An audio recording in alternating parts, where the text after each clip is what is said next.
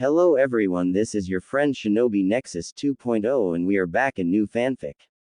What if Naruto left Konaha and returned as the White Fox Emperor with an ultimate harem part 1?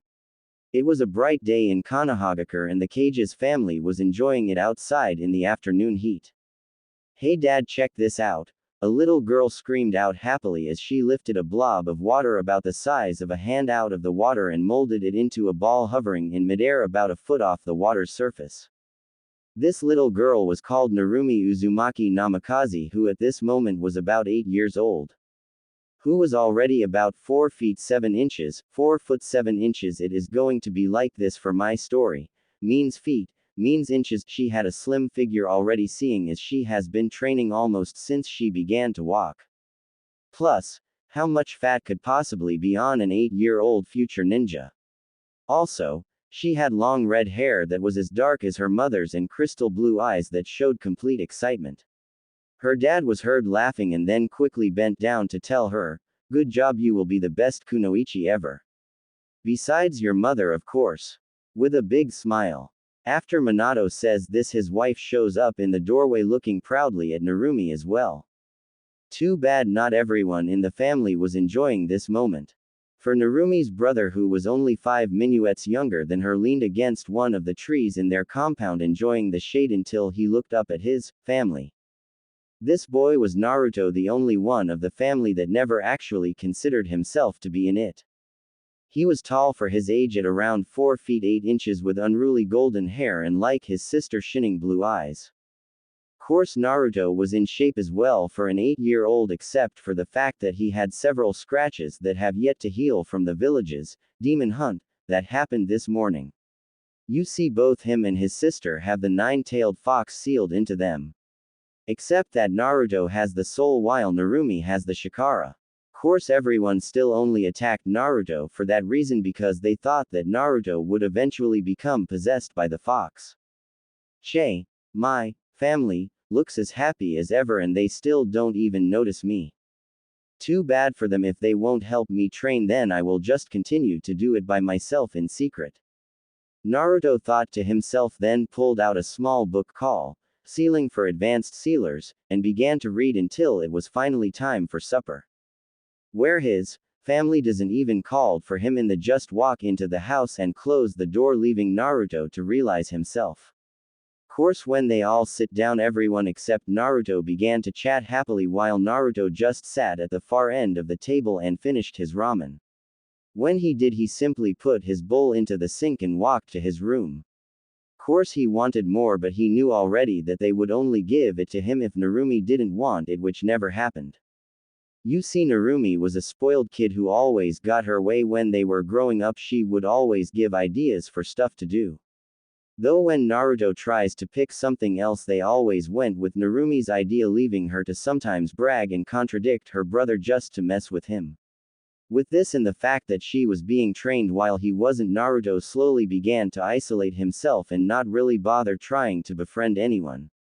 Though Naruto was smart, if anyone actually noticed that, they would quickly realize the greatness Naruto was destined for, but sadly the only one who ever did was Kurama. Otherwise known as the 9-tailed fox. You see, Naruto met her when he was 4. Course he only did because Naruto accidentally got hit, which causing him to be knocked out.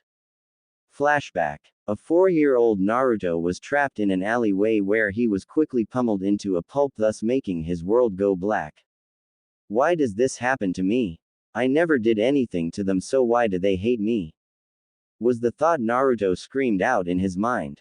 I am so sorry, kid, he heard after that, and suddenly he was ankle high in water with what looked like a sewer. Where am I and who are you? Naruto screamed out, hoping for answers. Course after he said that, he soon came to find a giant room that had giant bars cutting the room in half with the kanji for seal place upon a slide of metal that stretched between 2 of the bars. Whoa, what is this place and why is this here? Naruto couldn't help but think. For starters, this is your mind, or at least the representation of it. And these bars are here to keep me inside of you and still away from you. A deep voice told him that seemed to echo around the room. What, this is my mind? Wait, then why are you in here? Naruto asked the voice, hoping for more answers. Course after he asked that two giant red eyes that had black slits going through them looked directly at Naruto from the other side of the cage. I am in here because this is my prison. The prison I have to stay in because of a misunderstanding. The voice said. Then slowly the cage began to light up, showing the giant orange body of a fox. Kyuubi, was all Naruto could think when he saw this, then suddenly screamed out, "Why are you in my body? Wait, seeing as you are in here, you must be the reason that I am hated." "Yes, youngling, I am the Kyuubi and the reason why the village hates you. But it is not completely my fault. As I said, it was a misunderstanding that put me here. But that is a story for another time. Anyways, yes, I am so sorry that I have to cause a young kid so much pain, but it is also your village's fault. For they don't know the difference between the storage seal scroll and the kunai held in it. Also, not even demons would torture a little kid for any reason. Still, I am so sorry," Kyuubi tells Naruto in a sad voice. "It is okay, Kyuubi, it is clearly not your fault like you said. I just have one question for you," Naruto told the fox, surprising it. What, you forgive me just like that? How is that pos? Ah, whatever, I will think on this later, but for now what do you want, Kit? Kyuubi asks Naruto. Simple, I want you to train me. I mean, you must be strong, so train me to be so strong I can protect my special people. If I ever have one, plus, I want to be able to kick some major, Naruto screamed out, thrusting his fist into the air, causing the Kyuubi to chuckle. Sure, kid, I will train you to make you as strong as possible. Though I would have even if you didn't ask, because I refused to have a weak holder, and so you don't have the villagers beating you up every day. Just know that it will not be easy, and you probably won't like me too much after I am done with you. Kyuubi says with a sadistic smirk, causing Naruto to gulp. Oh, yes, I nearly forgot. If you are going to train under me, then you should know my name, which is Kurama. Kyuubi says happily, and then slowly morphs down into her human form. That's right, Kaibui is a girl. People only mistake her just because her voice sounds so deep. She is constantly mistaken for a boy. Course, she was nowhere near a guy with a heart-shaped face, deep red hair, the same blood-red eyes that radiated her power, not to mention her figure. She had a perfect hourglass figure with a double D chest and a butt that was the perfect shape. Altogether, she was a goddess on earth. Beautiful. Naruto couldn't help saying when he saw her human form, which got a small blush from the Kyuubi. This is the form that I will be training you with. Now could you tear a corner off the seal so that we can talk without having to have you come in here? And while we are at it, could you change the layout of this place a bit for me too? I don't really like staying in a sewer. Just change it by wishing it to be something it is your mind. Kyuubi explained to Naruto, and with that Naruto did just what she asked and then transformed his mind to a luscious field filled with trees, small animals, and even had a small house for Kurama. Also, Naruto changed the seal into a collar for her. Much to Naruto's displeasure, seeing as he wanted to get rid of it completely but needed the key if he wanted to get rid of it without killing them both. And after he did that, he went back into the real world and slowly made it back to his house. Such a good kid, it is too bad this village can't see him for the kind and smart person Naruto-kun is. Wait, did I just say kun? No, I couldn't have. Anyways, I wonder if I should tell him about what will happen if his sister uses my power. Oh, well, I guess there will be plenty of time for that later, I guess. But I just hope that I can train him enough before it happens. Kurama thinks as soon as Naruto left, then began to explore her new cage. Hereby order you to actually begin instead of some fool's rambling, and so it started. Flashback end. For anyone wondering if first flashback is still on in this chapter, and because I thought it would be funny. Naruto was always in his room when he was inside of the house. For it was the one spot where he had his own realm besides in stories. You see, seeing as his parents were always fussing over Narumi and her stuff, Naruto pretty much could do whatever he wanted to his room because no one besides him entered it. So Naruto just sat down and relaxed. It had been years since he started to train with Kurama, and she was a very psychotic teacher. Though thankfully nothing was done that would stunt his growth, so he was stuck doing push-ups, sit-ups, running, squat thrusts. And then as his free time, which was quite a bit, he studied chakra and other important things for ninja. Like kenjutsu, fuinjutsu, and ninjutsu. Though he had no skill whatsoever in genjutsu, seeing as he still had a large amount of chakra due to his Uzumaki blood. Course his skill was greatly in fuinjutsu, which he guessed was because of it being popular for both families. So, Naruto right now was working on another one of his seals that he plans on using at later times. This time it was a seal that will launch out weapons or jutsus at people when they breach a certain area around the seal. Course the seals he makes are slowly being made because of the fact that he doesn't have a seal master as a tutor and the fact that he is still in the explorer level of sealing, but he hopes to change that soon. Course there is school things to do as well, but really the school is a joke. I mean really half the classes don't even affect ninja whatsoever. That he still sleeps through most of the classes. Anyways, after working a bit more on the seal he puts it away and goes to bed, but not before a small chat with Kyubi. Kid, when do you plan on putting your plan into action? Kaibui asks when Naruto enters her zone. Don't worry, I need a little bit more time until I have everything I can get from the village. If it goes well, it will be started on my 12th birthday. I mean, it is the perfect time to do it. No one watching me as I leave this reached place once and for all, taking my fathers, just you and a few of the kinjutsu along with me. Plus, I need to slowly take the money I need to survive from the vault. But don't worry, Q-chan, soon we shall be gone, Naruto responds happily. Okay kid, just hurry it up, I don't want to see these villagers hurt you any more than they already have. Plus, it will finally bring your father down a pedestal, hopefully, if it is shown he treated a kid so badly that he ran away. Yeah, right, like my father could fall from that. In fact, I bet he will get even more praise for getting rid of the demon brat. And don't worry, I can escape the villagers now that I have some power under my belt, I just have to be discreet. Whatever, just hurry up, brat. Hey, you know I will, Q-chan. And with that, Naruto allowed dreams to take him over. You better hurry up because I don't know how much longer I can hold out, was Kyubi's last thoughts. Then she too went to sleep. Now as the years passed, Naruto still was independent, but he made some good friends along the way, like Itachi and his mother, Sume, Hana, and surprisingly Kurenai as well. Which was an odd beginning. Flashback. You see, they meet when Naruto was running away from the villagers at age 6, where he ran past her and instead of her helping the villagers, she put them all into a genjutsu for attacking a young child. You are Kushina Sensei's son, aren't you? She asks while the villagers are still in her genjutsu, just standing around with glazed looks. Hi, as all Naruto could tell, her still surprised someone helped him. Well then, why are you out here? It must be getting close to lunchtime, I bet your mom is worried about you. And with that, she drags Naruto back to the Namikaze household. When she gets there, she knocks on the door and then waits for a bit until Kushina comes and opens the door. Oh, Kurenai, what are you doing here? Oh, well, anyways, come on in, we are about to have lunch, join us. Kushina says happily and then allows Kurenai to enter the house, hardly noticing that she has brought in her tired, slightly beaten child home. Course Kurenai just put it off, figuring that Naruto told his mom he would be out playing and got injured that way, and waited to enjoy lunch with her sensei.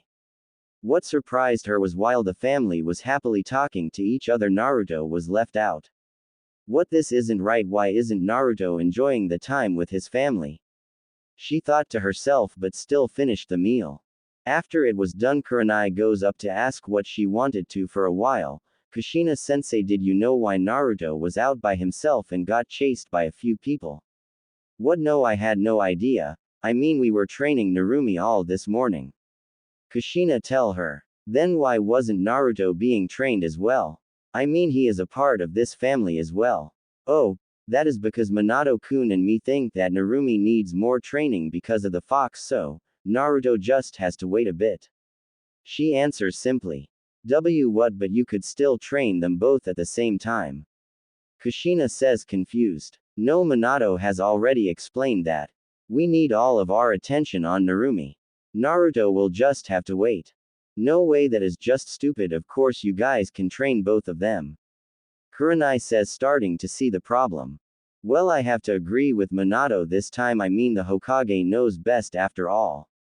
I mean, he is our leader, Kushina says, fully convinced. That is just stupid. I mean, this is obviously wrong. Naruto needs just as much attention as your other kid, Kushina-sensei.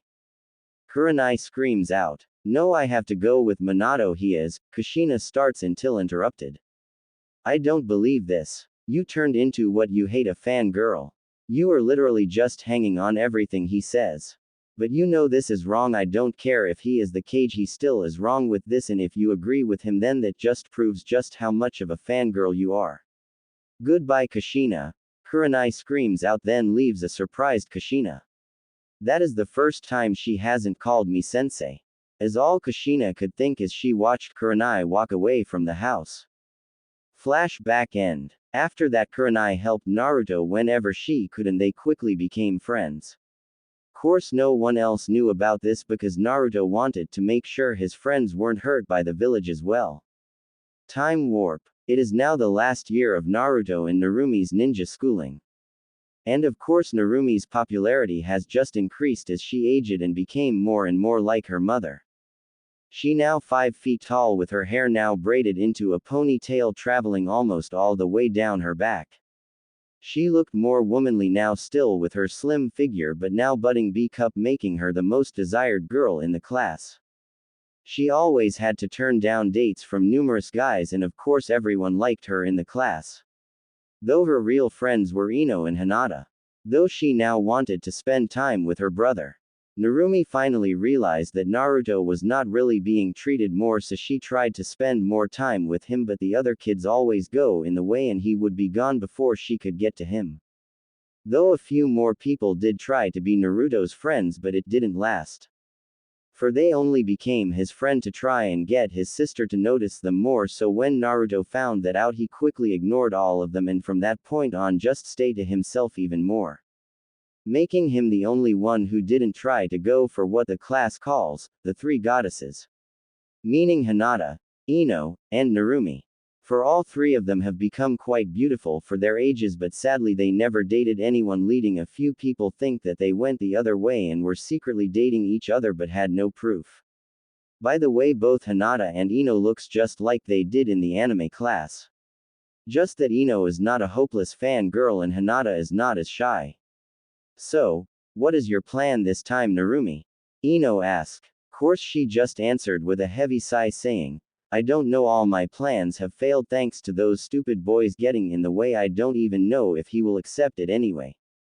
I mean, what if he hates me already for totally ignoring him for so long? You see, Narumi has been trying to spend more time with her brother for the last month, but each try has failed. Well, I am sure your next one will work out. Besides, you are his sister, he has to forgive you, right? Hinata tells her, trying to cheer her up. Yeah, you are right, I mean, we are family. Narumi says, a bit happier, but was really wondering if he even thinks that he is a part of our family still with all we done to him. Well, I will just have to make it up to him. You see, Narumi still loves her brother, except she finally got over what she calls her bratty years. And of course her friends decided to try and help her, but the village is making it really hard, seeing as they wanted to keep everyone away from the demon brat. Though she never really understood why they called him a demon while she had all the chakra of it. I mean, wouldn't make more sense for the one with the power to be more like the demon? Was it possible that it could have been the other way around? Thinking that, she leans back and looks at her brother who was sitting in the back row. Now Naruto has grown up quite a bit. He became a muscular 5 feet 4 inches figure with his hair slightly longer, golden hair, looking more like his father. Except he added dark red highlights to his hair. Though he still has his sparkling eyes, except that they now seem deep and cold. He looks so sad, but how can I make it up to him? Wait. That is it, let's see if I can get this to work. Narumi thinks happily and then silently waits for class to be over. Meanwhile, Kushina was thinking along the same lines. She was shopping at a random store and she decided to buy something for both of her kids. I know Narumi would love this, grabbing a scroll on a new water just you. Okay then now for Naruto. Wait, what does he like? Wow, I am such a horrible mother. I mean, I know everything about Narumi, but I know nothing about Naruto. Maybe we have been ignoring him. Well, I will change that. We are going to start training him in the family styles. Yes, that is perfect. We will start him on their birthday in 2 days. And with that, she walked out of the store after grabbing a random ninjutsu scroll and went to find Minato. Minato was sitting at his desk thinking of his family, or more importantly, the way it is not complete. I told Naruto I need to train his sister first, but right now she is really good in the styles. Plus, I am sure it will put him back into the family because we kind of were leaving him out of the group. So, I guess that I can tell him it will be his birthday present. Yup, that will make everything right again. I mean, who wouldn't want to learn our clan's skills? Minato thinks happily, then looks back to the paperwork he has to do still. Now let's see another one of the civilians' cases saying that the demon hunting group should be released from punishment due to service to city. He read out loud, then with a sigh put his approval on it. Naruto, forgive me, but I need to make sure that the civilian side of the council is on my side. And with that he took his break, hoping to see his family. Until a figure comes through the window. Jiraiya, what do you want? Minato asks his sensei. Hey, nothing, just came to tell you that the frogs gave me a prediction. Jiraiya says, instantly catching Minato's attention. Oh really, what is it? The hero of this world will be a ninja of many powers. The heritage brought from 2 great powers. Brought in by a leaf, but soon starts the fire. Till the goal is complete and destiny met its desire. The kid of power gaining the powers and support of many in power. Till their time comes and they put in the power. Soon shall be the end of the world we know. For a new time is on their shoulders. Brought up from the dark of the world, soon the light shall breach and beat. Jiraiya reads off of a scroll he has and then put the scroll away. Now the frogs want this kid as their summon, so is it okay if I give Narumi the chance to become their summoner? Jiraiya asks, already knowing the answer. So, you really think that it is her? As all Minato says. Of course I think it is her. She is from you and Kushina are probably the strongest ninja in the village, so I am pretty sure it is her. I mean, who else could it be? He said like it should be obvious. Whatever, if you want to go ahead and give it to her if you want, but it is her choice to actually sign it. And with that Minato finished his work a bit more and left for his homemade meal. At the house, Kushina decided to talk to her husband. Honey, I have been thinking about Naruto, Kushina tells Minato. Really, so have I. Really, so, what have you been thinking about? Kushina asks. Well, we have been ignoring Naruto for way too long, so how about we start his training in our styles and justice? What do you think? I was just about to suggest the same thing, so let's just wait for the kids. And with that they started to make dinner together until they finally heard the door open up. Hey mom, dad, I am home. Narumi says loudly. Welcome home, honey. Do you know where your brother is? Kushina asks happily. You mean that he wasn't home already? He was gone from school before I could even try and find him today. Narumi says. So, they decided to wait for Naruto, and while they did they filled in Narumi on their idea, which brought up Narumi's mood. It took a while, but soon the door was heard opening again and they saw an injured Naruto walk through the door. And Kushina surprised him by screaming out, Naruto, what happened? Nothing, I just injured myself trying to climb a tree. Why are they worrying about me? A confused Naruto thought. Thankfully they left the injury at that, even though they were pretty sure he was lying. So, after that they all went to the dining room table to eat the meal, which is of course ramen. Course, yet again they surprised Naruto by seemingly waiting for him to eat before they started. What is going on here? Never have paid attention to me before, why are they now? Was all Naruto could think of as he ate. So, Naruto, how was your day at school? Kushina asks, seemingly curious. Fine, was the only answer they got. After that there was a length of silence where no one really knew what to say. Till they were finished with the meal and Naruto got up and put his bowl into the sink and was about to go his room until he heard his mother call him back.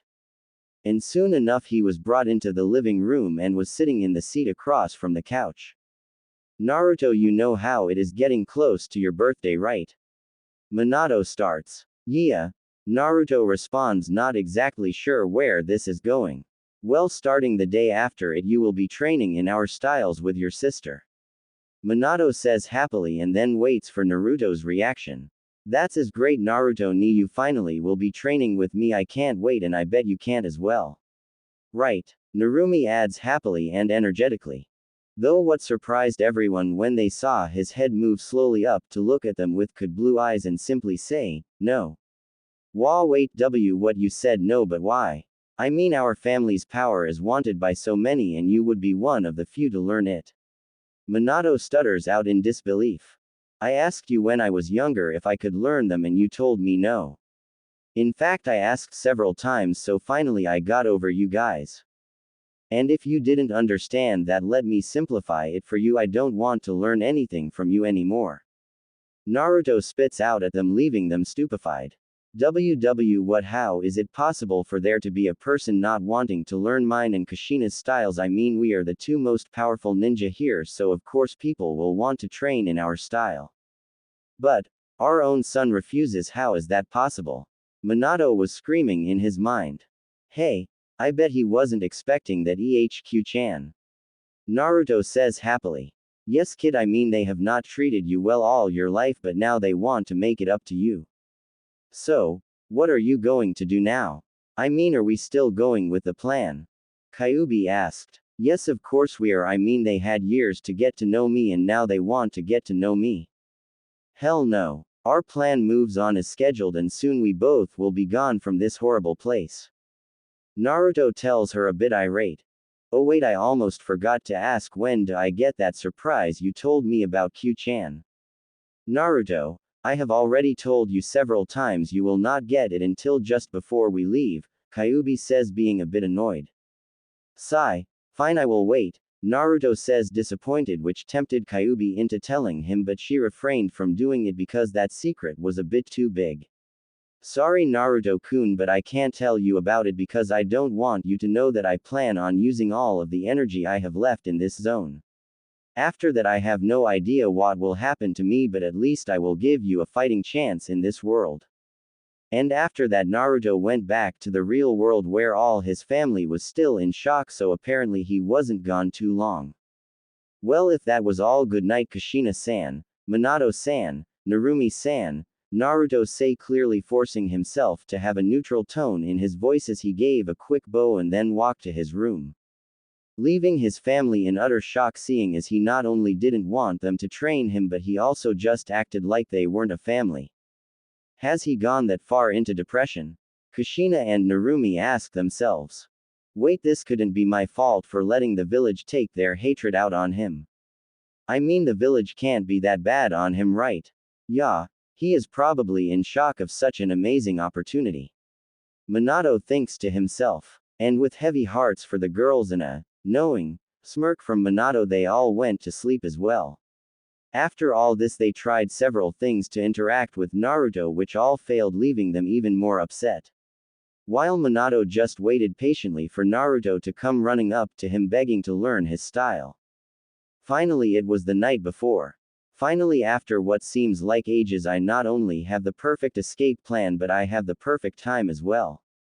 Naruto thinks happily as he was about to fall asleep until he heard Kyuubi tell him to stay up. What do you want, Kyuubi? Naruto asks her, seeing as he wanted to get some good sleep before he had to go. Kid, it is not only time for your present but also I will tell you my actual name. Kyuubi tells Naruto sadly. What, but you told me it was Kurama? Question mark. Why did you lie? Naruto quickly asks, wondering if she didn't trust him. This is why I was postponing. You see, Kurama is the name I got when I became the Kyuubi. It is given to each new Kyuubi for an unknown reason. Though I personally think it is because those old coots don't want to learn new names. And before you ask, yes, the Kyuubi has changed, but it is only after every 100,000 years. And no, I will not tell you my age. You never ask a girl that. Hey, just wanted to add that if a girl reads this, take it as you want, but I mean no harm. Anyways, for real names they are only given to the few you trust, and you are now one of them, Naruto-kun, so my name really is Natsui. For your gift you need to go into your sister's room without waking her up. What are you trying to get me to do? Naruto screams out with a small blush on his face. Sigh. When did you get so perverted? Anyway, no, I need you to reach my sealed demon chakra. And to do that you need to allow me to take over your body while touching her seal. Oh, was all Naruto could say, then went to his sister's room to do what Kyuubi asked him to do. When he entered her room he saw her crunched up into the smallest ball she could. Plus you could clearly tell that she was crying for quite a while. Man, I feel like I should comfort her. Wait, what am I saying? She is one of the ones that made me want to leave.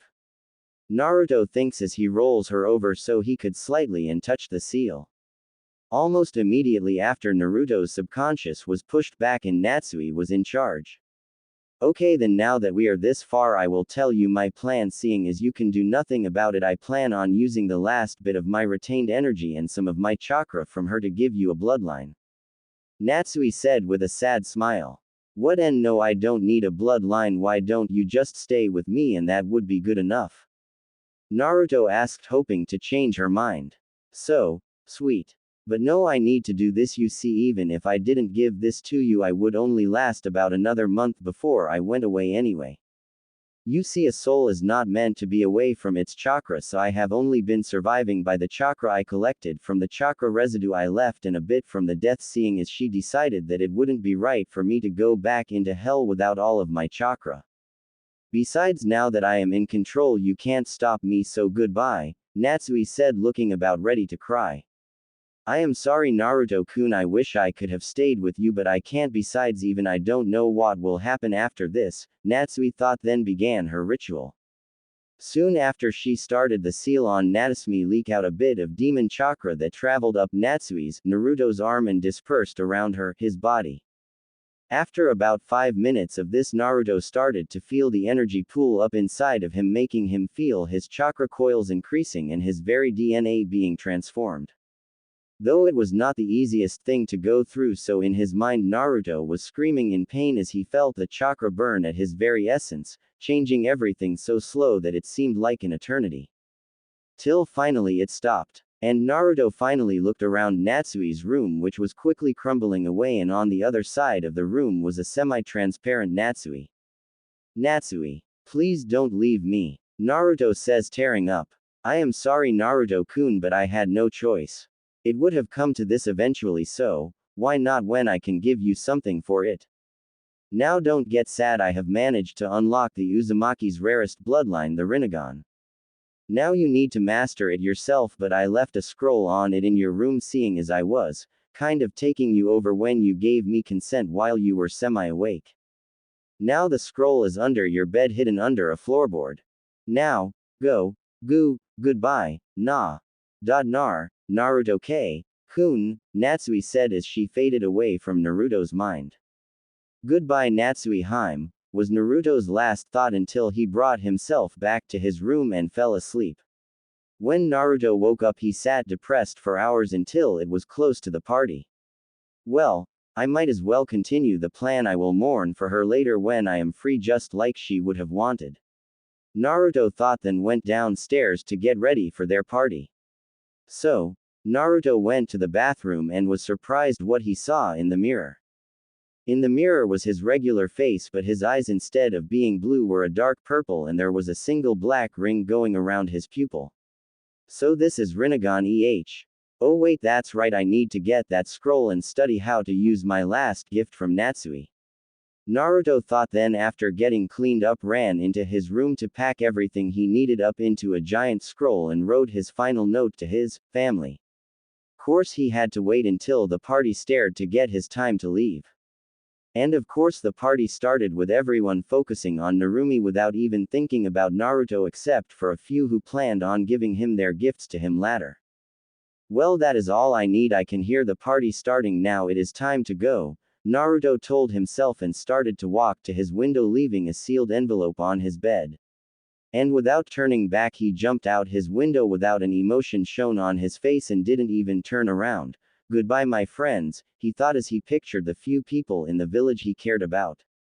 A while later, Naruto speed past the wall of the village and was a mile away from crossing the border when he decided that he should rest a bit before continuing.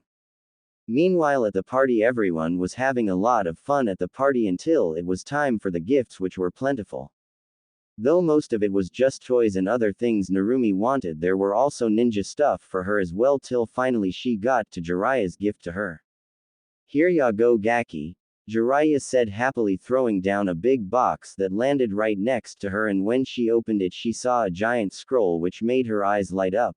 As this, she asked until Jiraiya quickly interrupted. Yes it is, I would like you to sign it if you would be so kind, and I will teach you all about summing frogs.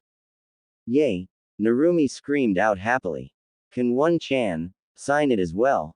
Narumi said hopefully. Oh of course he can, Jiraiya said a bit surprised by her asking. Yes, now he will have to train with me, then I can finally apologize to him, Narumi thought in pure bliss.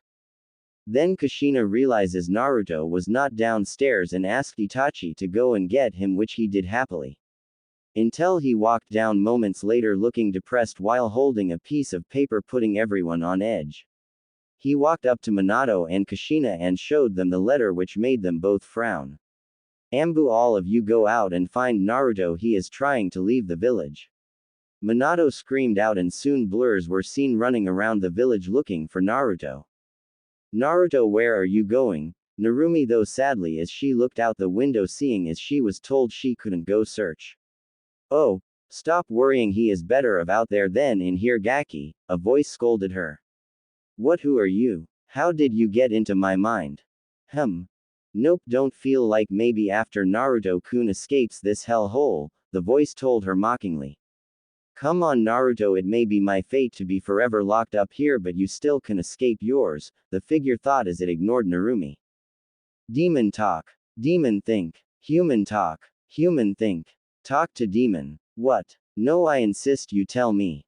I mean it is my mind, so tell me all I want to know and how you know Naruto ni.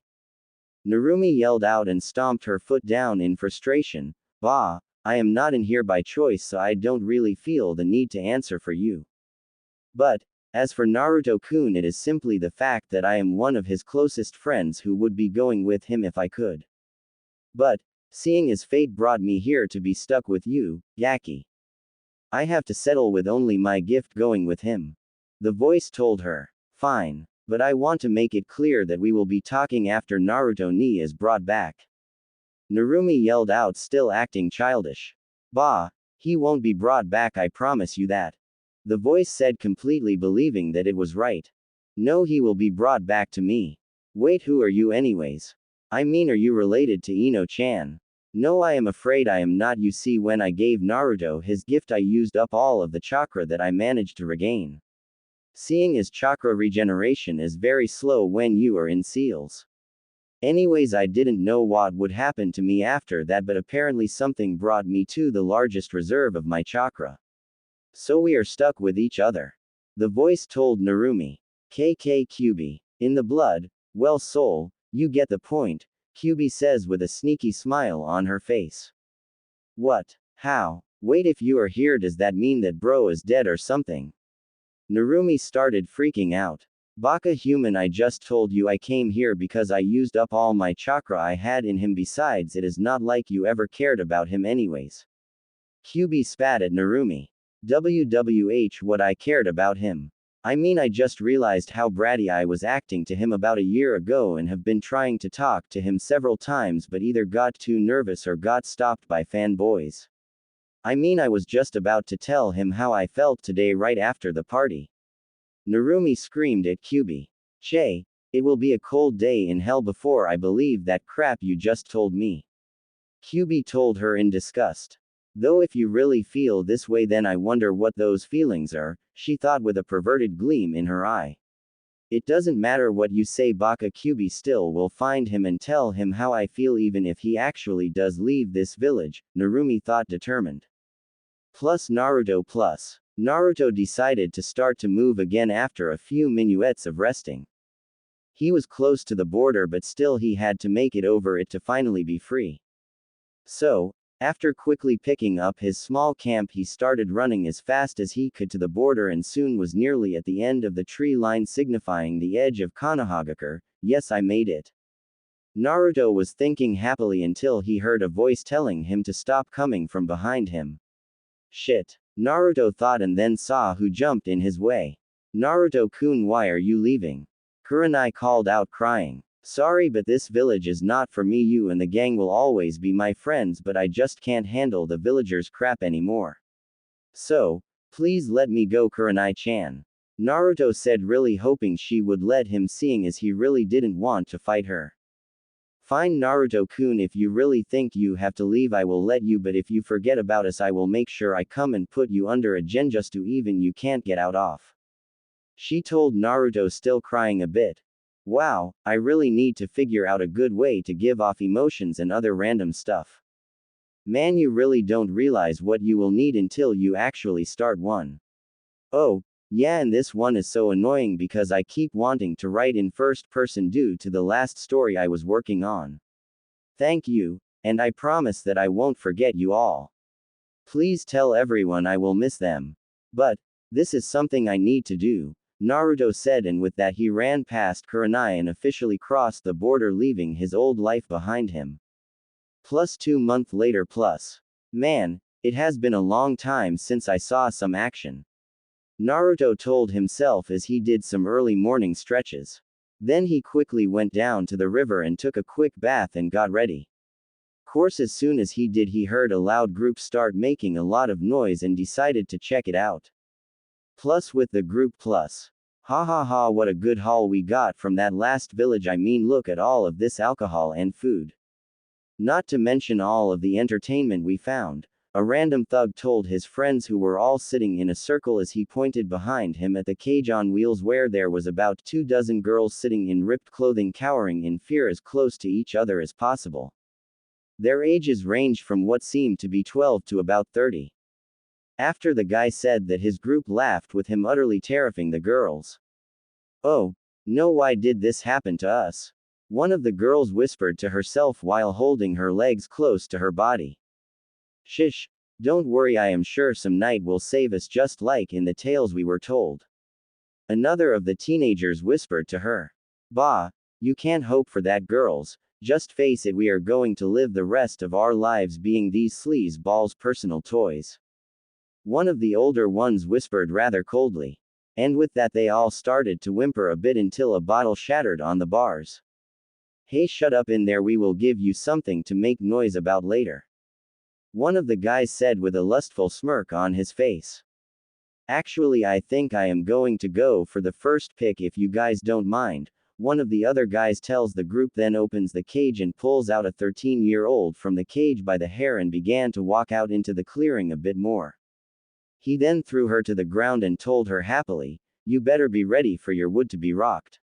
And was about to go up to her when he suddenly found a kunai piercing him between his eyes, immediately killing him, leaving him to fall on a screaming girl whose eyes were open in shock and horror. What the just happened? One of the other guys screamed out when he saw his teammate die. Then he saw a figure come out from on a tree. Huh, that must be that did that, let's get him.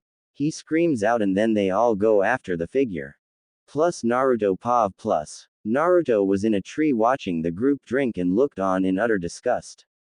Then he saw that they were dragging out a girl and decided he need to help, and with that he threw his kunai at him and hit him dead on right between the eyes. And with that he ran into battle. Course he was a ninja so they didn't stand much of a chance, so he just went right into them holding 2 kunai. And just started to slash at them. Right when he got up to the first one he under a sword slash aimed to cut him in half. He then stabbed upward and pierced through the man's throat, then he ran up and stabbed 2 more in the heart. Altogether he slaughtered the entire group without getting injured at all. I don't know why these thugs wouldn't run, I mean they saw me kill all their friends, why didn't they? Naruto asked himself, then began to walk through the camp to get to the cage. Halfway to the cage a man randomly jumped out from behind a tent slashing with his katana. Shit. Naruto screamed out as he tried to dodge the attack, but due to the close quarters he got a cut across his chest. Course that guy didn't last long, seeing as he soon found a slash on his throat, finishing him off. Damn it, I got too careless here. Naruto complains to himself. After that guy was dead, Naruto examined his wound and found it was nothing serious, so he went to the cage quickly. Course the girls didn't know what to think about seeing this guy kill all of their captors.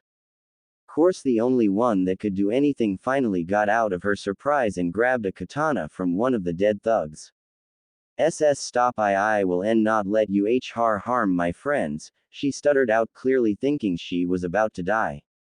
Wow, I don't know why I jumped in front of him, I mean I could have ran. No, I would never forgive myself for at least trying to help my friends. Oh, well, I guess we all will share the same fate again, she thought as she stood in front of him. Course he did what none of them expected, he laughed at her. Why are you laughing at me? I am serious, I will kill you if you try anything. Ha ha ha, you actually think I am going to harm you? No, I just hate people like that. Here, let's unlock your friends and bring you to your village. Naruto asks her while spinning the keys on his pointer finger. What? All the girls scream out in surprise. Course Naruto used that as time to walk past the girl with the sword and opened up the cage. So, come on, let's search here for some equipment, then get going. And hopefully we can find some clothes for them, Naruto thought to himself with a blush. Eventually the girls got over their shock and figured they had nothing to lose and ended up just looking around with Naruto.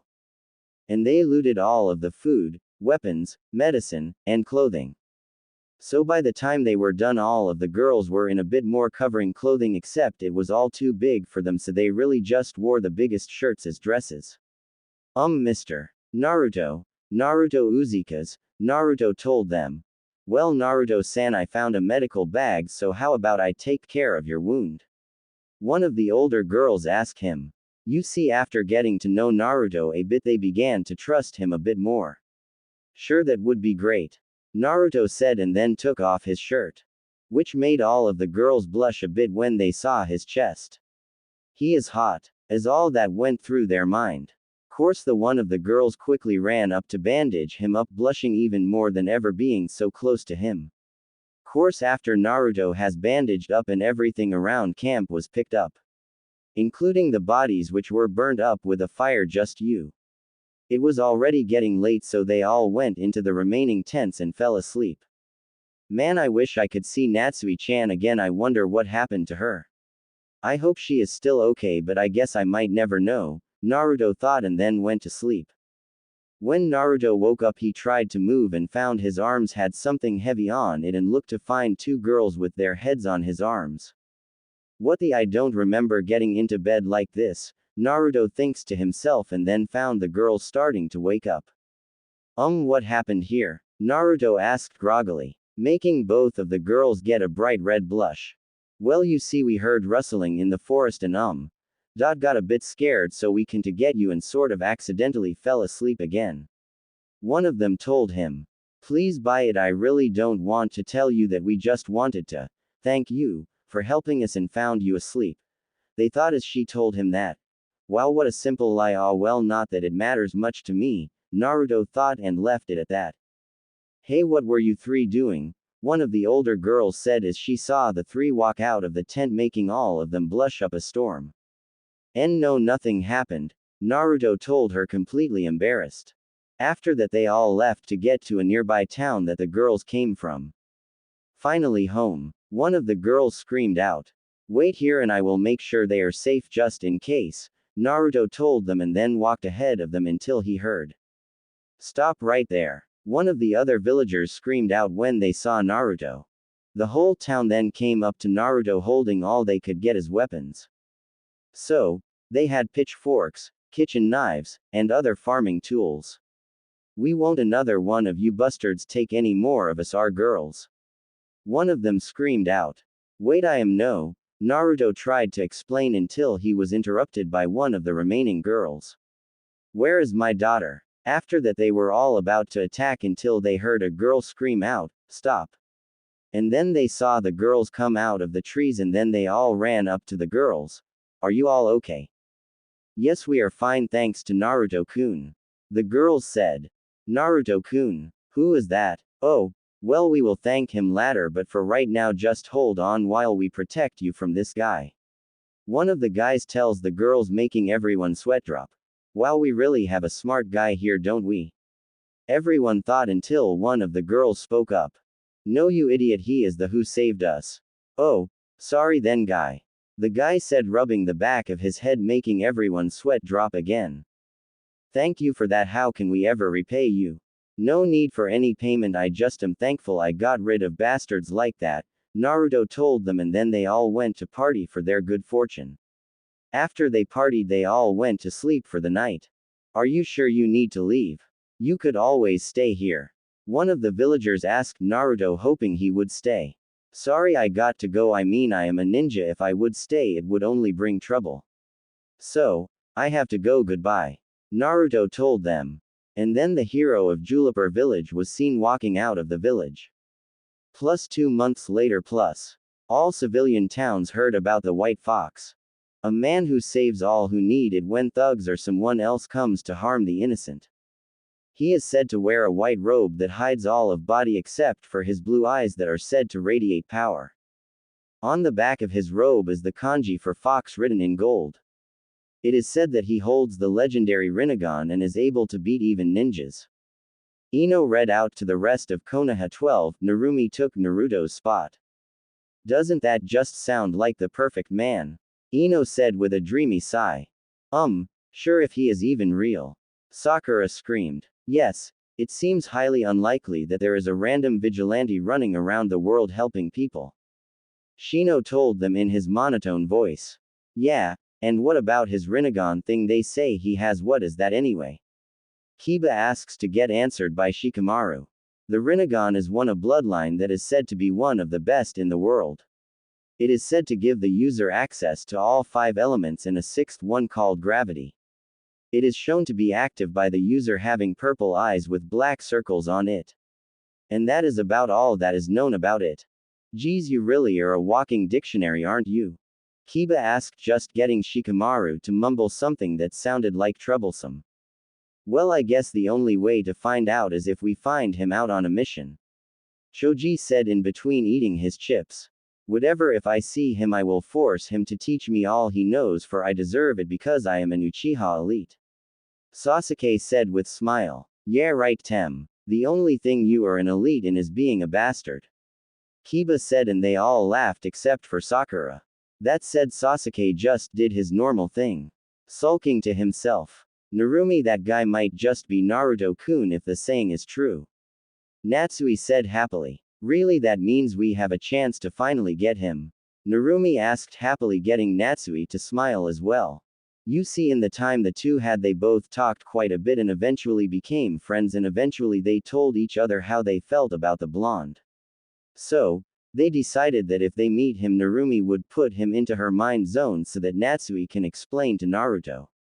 Course, he probably wouldn't be around Konohagakure, so they had to get a mission away from it as soon as they could.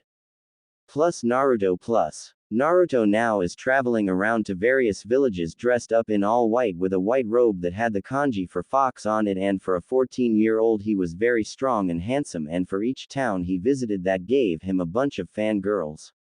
Not to mention that every civilian knows he never asked for the name, he just went after the people he hated, which were rapists, thugs, killers, and basically any other person with ill intentions. You see, Naruto decided to try his hardest to make as much peace as possible in the world. So, he was praised by all of the villagers. And feared by all of the villains of villages and towns, though not too many people got to see his katana, which for right now was just a plain one, seeing as he didn't have the money to get too fancy with it, but it did the job just fine. But no one saw it except those who were dead, seeing as he has it sealed to his belt. Plus, some ninja knew about him. But they didn't bother trying to find stuff about him, seeing as he wasn't in a village's bingo book. But that was just because he didn't piss off any villages yet. Though if he was a missing ninja, he would probably be a B class missing ninja. But he still doesn't have any village to belong to. Ah, sometimes it is good to just relax, Naruto told himself as he sat on a random tree branch in a forest that was not close to any villages or people. Nothing better than being in a completely secluded area. I mean, there is no one around to worry about. It feels so good just to relax for once. He thought to himself until he looked at his supplies and saw that it's very small now. Darn, I have to go to a village after all. Naruto thought with a sigh and then jumped down to the ground and leisurely walked in the direction of a random village. Skip till really close to village because who really wants to read about walking where nothing happens? Asterisk. Ah, almost there, Naruto thought happily and then heard a gasp behind him. Wait, you are the White Fox. A man that looked to be in his 40s asked in amazement. Yeah, if that is what you villagers call me now. Naruto said like it was not a big deal. Wow, I never thought I would see you in person. Allow me to introduce myself. My name is Yoshiko and this girl behind me is my little daughter Ayaki. It is a pleasure to meet you. Yoshiko said happily and then finished with a small bow. Meanwhile, the girl stood behind her father unsure of what to do. Yoshiko was a middle-aged man who was probably in his early 30s. How wore a simple brown kimono while Ayaki seemed to be 10 or 11 and wearing a dark red shirt and sweatpants. Nice to meet you guys, Naruto responded kindly. So, what are you going to the village for? Yoshiko asked. Nothing really. Just getting low on equipment. Naruto calmly told them. Ah, well, you have come to the right spot then. Welcome to Yoshi Market, home to all your gear and many other things. Yoshiko said happily. Sigh. What my father meant was that we own a moving market that sells almost anything. Ayaki said with a sigh. Ah, well, sure, I guess, but may I suggest waiting till you get in town to try and sell someone something? Naruto told them with a small smile. Hey, yeah, that might be a good idea, Yoshiko said, a bit embarrassed. And with that, both Yoshiko and Ayaki jumped back onto their cart. Do you want a lift, Fox-san? Ayaki asked Naruto. So, with a shrug, Naruto just jumped onto the top of the cart. Oh, and you can just call me Naruto, by the way. And with that, they began their friendship. Plus 1 month later, Naruto, Yoshiko, and Ayaki became good friends as they traveled around the villages and right now we're traveling in a random forest. Hey Naruto-kun, how much farther is it to get to the next village? Ayaki yells up to Naruto. It seems to be still about another half an hour, Naruto tells her. Really that far, man? We sure are going slow. Wait, what is that? Yoshiko says, then was interrupted by the group hearing a random noise in the forest, which put all three of them on edge. Then all of a sudden, a teenage girl in a blue kimono with long red hair running as fast as she could. Whoa, what's the rush? Naruto called out to her. When he said that, she stopped and answered between pants, can't stop being chased, need to escape, get help. After that, Naruto was about to ask what she was escaping from until two chunin that appeared to be from the village hidden in the mist. Crap, where did that bitch go? One of them asked. I don't know, but we need to find her. You know how much we can get for capturing her. Wait, there she is, the other said, and then charged at her only to be stopped by 3 kunai that were thrown right in front of their faces. What the hell? They both asked until they saw a blur of white come in front of them. Wait a moment there, why are you chasing this girl anyway? Naruto asked calmly. We are chasing that bitch because she has a bloodline. Everyone knows that bloodlines are evil and must be destroyed, plus we will get some good money for that bitch from the cage. Now move out of the way so we can get the already. He yelled at Naruto. Wow, so they are chasing her for no reason and plan to make money using her? That is it. I am so gonna kick their Naruto ragged in his mind. Ah, well, so you are hunting bloodlines, does that include this? Naruto asked them while he activated his Rinnegan with a smile. Yes, exactly like that. One of them screamed and then started to do hand signs. Water dragon, he screamed out, and out of a giant jug he had on his back came a giant dragon. Seeing this, Naruto didn't even blink but just put out his hand and screamed, divine push, and the dragon hit the force of gravity and blew up. which surprised both of the guys so, while they were still in shock, Naruto held out his sword in one hand and held out his other hand beside the hilt. Divine pull, and brought one of them to his sword. Squelch. The man still had the look of surprise on his face as the sword pierced through his rib cage, killed him. After he died, Naruto let him slide of his blade and looked at the other one, which had a look of pure horror on his face. Shit, as all the guy could think as he stumbled a bit and ran as fast as he could away from Naruto, who let him run to check on the girl. Course before that he simply looked up to his traveling companions and apologized for them to have to see it. Ah, well, those guys deserved it, Yoshiko told Naruto, and with that Naruto just nodded and went to check on the scared girl. Course he couldn't help but marvel at her beauty first. The girl was about a year younger than Naruto, with a perfect hourglass figure, ample beautiful shining eyes and long red hair. She was a true beauty to see and he couldn't help but blush a bit. Are you okay? Naruto asks her sincerely. I am okay, she tells him, still a bit surprised by what happened. That is good. Now can you tell me your name? Naruto says kindly. This guy just got rid of the people that chased me. He must be really strong. Though can I trust him? Ah, well, I guess I can't really beat him or flee from him because of his strength. So, I guess I can only try and get him to the Mist's rebellion. I hope he does. It will be nice working with a hot. Wait, what am I thinking? I just met this guy and I am already thinking of him as boyfriend material. What the hell am I thinking? She thought to herself and then decided to try and befriend him. My name is Mai. She finally told him. Ah, well, my name is Naruto. So, why were those guys chasing you anyways? Naruto asked her. Well, you see, I am a genin from the village hidden in the mist. And right now we are in the middle of a rebellion. Because our cage has begun to try and get rid of all of the bloodlines in the village. So, as with bloodlines and those who agree with us are trying to overthrow the cage to rebuild the village back to its former glory. So, will you please help me, Naruto-kun? Mai asked him hopefully with the puppy dog no jutsu. Yeah, I would hate to see a bastard rule over an entire village, so I will help you in the rebellion. Naruto told her after taking the time to think about his options. Then Naruto turned to the rest of his group. Sorry, guys, I just have to do this. I promise I will see you guys again eventually, so after I bring you to the next village I have to leave to help. Are you kidding me? Here we have to go with you. I mean, this guy sounds really bad, so he deserves to be taken out of his position. Besides, it has been a dream of mine to just have a store in a single village and settle down. So, I am going to talk to the rebellion leader about loaning or trading my item stock for that business in the village. So, what are we waiting for? Let's go. Yoshiko told him with a Yaki nodding behind him.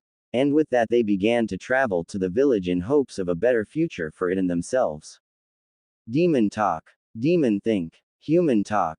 Human thinking. Human talking to demon. Jutsu. Plus with Naruto's family, a week after Naruto left. Plus, how is the plan going with this problem we faced? Minato asked the civilian council. It matters not that the demon left. The people still blame him instead of Narumi. One of the council said confidently. How can you be sure that no one in the village has decided to hate my daughter instead of Naruto? Minato asked them. Well, seeing as they are even partying about the demon leaving, I think it is safe to say they still hate Naruto. The civilian responded, still completely confident. So, what are your plans for Narumi? Anther council member asked, causing Minato to smirk. If the village completely likes her still, then the plan we have for her will continue. But what about your wife? She will never know. Besides, she probably will never even figure out that I only married her to keep the Uzumaki powers and secrets in our hands to use as we wish. And with that they all left the council room, never noticing the figure in the shadow. So this is what you have been up to, Minato Tem, it thought, and then melded with the shadows. Meanwhile, with Kushina was still depressed about her son leaving without her ever even trying to make up for all the crap they did to them. Naruto, why did you leave us? I know we treated you horribly, but you could have gave us a little bit of time for us to make it up for you. I swear I will find you and make sure I can somehow find a way for you to forgive us. Kushina thought wishfully until she saw Narumi slowly walk up to her. What is it, honey? Mom Kurama. I mean, QB wants to talk to you, she said a bit nervous, and with that she did a few quick hand signs and screamed out mind world fusion and then slammed her hand down on the ground. As soon as she did that, red symbols spread out and surrounded both Narumi and Kushina, and then they both entered into a zone that seemed to be a giant sewer with giant cage bars on the other side of the room. We are here now, can you tell us what you wanted to Kurama? Narumi tells the giant fox eyes that appeared when they came in.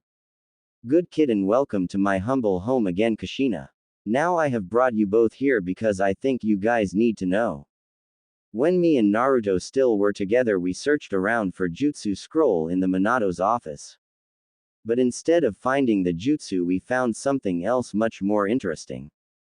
Now I can't remember it exactly, but it had to do with both of you in power. So, just make sure you are careful and remember things aren't always what it seems. Now I am not giving this information to you guys because I like you, so don't get me wrong, I am giving it to you because Naruto-kun thought you had to know this even if he wasn't exactly happy with you guys. But, let me tell you, I won't be telling you anything about Naruto, and I won't be helping in any way unless you guys somehow manage to gain my trust. Will be hard seeing as you treated my Naruto-kun so badly. Natsui told them with a bit of a snarl. What, no way, I can't believe this, but I might as well look. I mean, you never know what we will find, Kushina said while secretly only planning to do it just because it is the last thing Naruto might have wanted to tell them. And with that, the search began to try and find proof in the QB's words. Plus 1 month after Naruto left, plus Kushina and Narumi have searched for about 2 weeks until they found something interesting in Minato's private study. It was just a small scroll that was in a small hidden compartment on the bottom of the desk that had a scroll hidden in it. Though the fact that it was hidden didn't really bother them. What bothered them was what it said. Dear Minato, we have found that there is truly no way to find Naruto, so it will be impossible for him to tell your family about the plan. Now as for the plan, we need you to make sure you get your family to do what we want them to and keep them from being suspicious of anything. And above all, just remember the plan. From a non-civilian council member. What is this? A plan that he is purposely trying to keep hidden from us? Natsui was right. Narumi angrily whispered at her mother. Yes, now we need to find out what this means. After all, we can't get too mad at something we have no idea what it is. For all we know, this could be something we are completely overreacting to. So we need proof, Kushina whispered back. And with that, they doubled their effort to try and find the secret plans. Of course, they were getting nowhere in the house, so they had to search the actual cage tower. But how are we going to search in there? Isn't there always at least one Anbu in the room at all times? Narumi asks, just for her mother to just smile and say she has that covered. So, the next day when Minato left, they entered the room and Kushina whispered in, Tsuyoshi, how are the clouds looking today? Causing Narumi to just stare at her in confusion until a man showed up right in front of them. This man was very tall, at about 6 feet 4 inches, with bluish-green eyes that seemed to stare into your soul, dark blonde hair that seemed to be almost brown, and his mouth covered by a black scarf wrapped tightly to his wore a black Anbu-style shirt and pants. Though the most impressive part of his outfit was the giant sword he had going across his back. Think Zabuza's blade, just more like a regular sword's look to it. But altogether he looked intimidating and very strong, judging by his looks. Who is this? Narumi asks when she saw him. This is one of my old students who has always been one of my most trustworthy friends. I mean, he is practically family to me, Kushina told her happily, causing Tsuyoshi eyes to light up a bit in happiness. So, you are going to let us search in here? Narumi asks.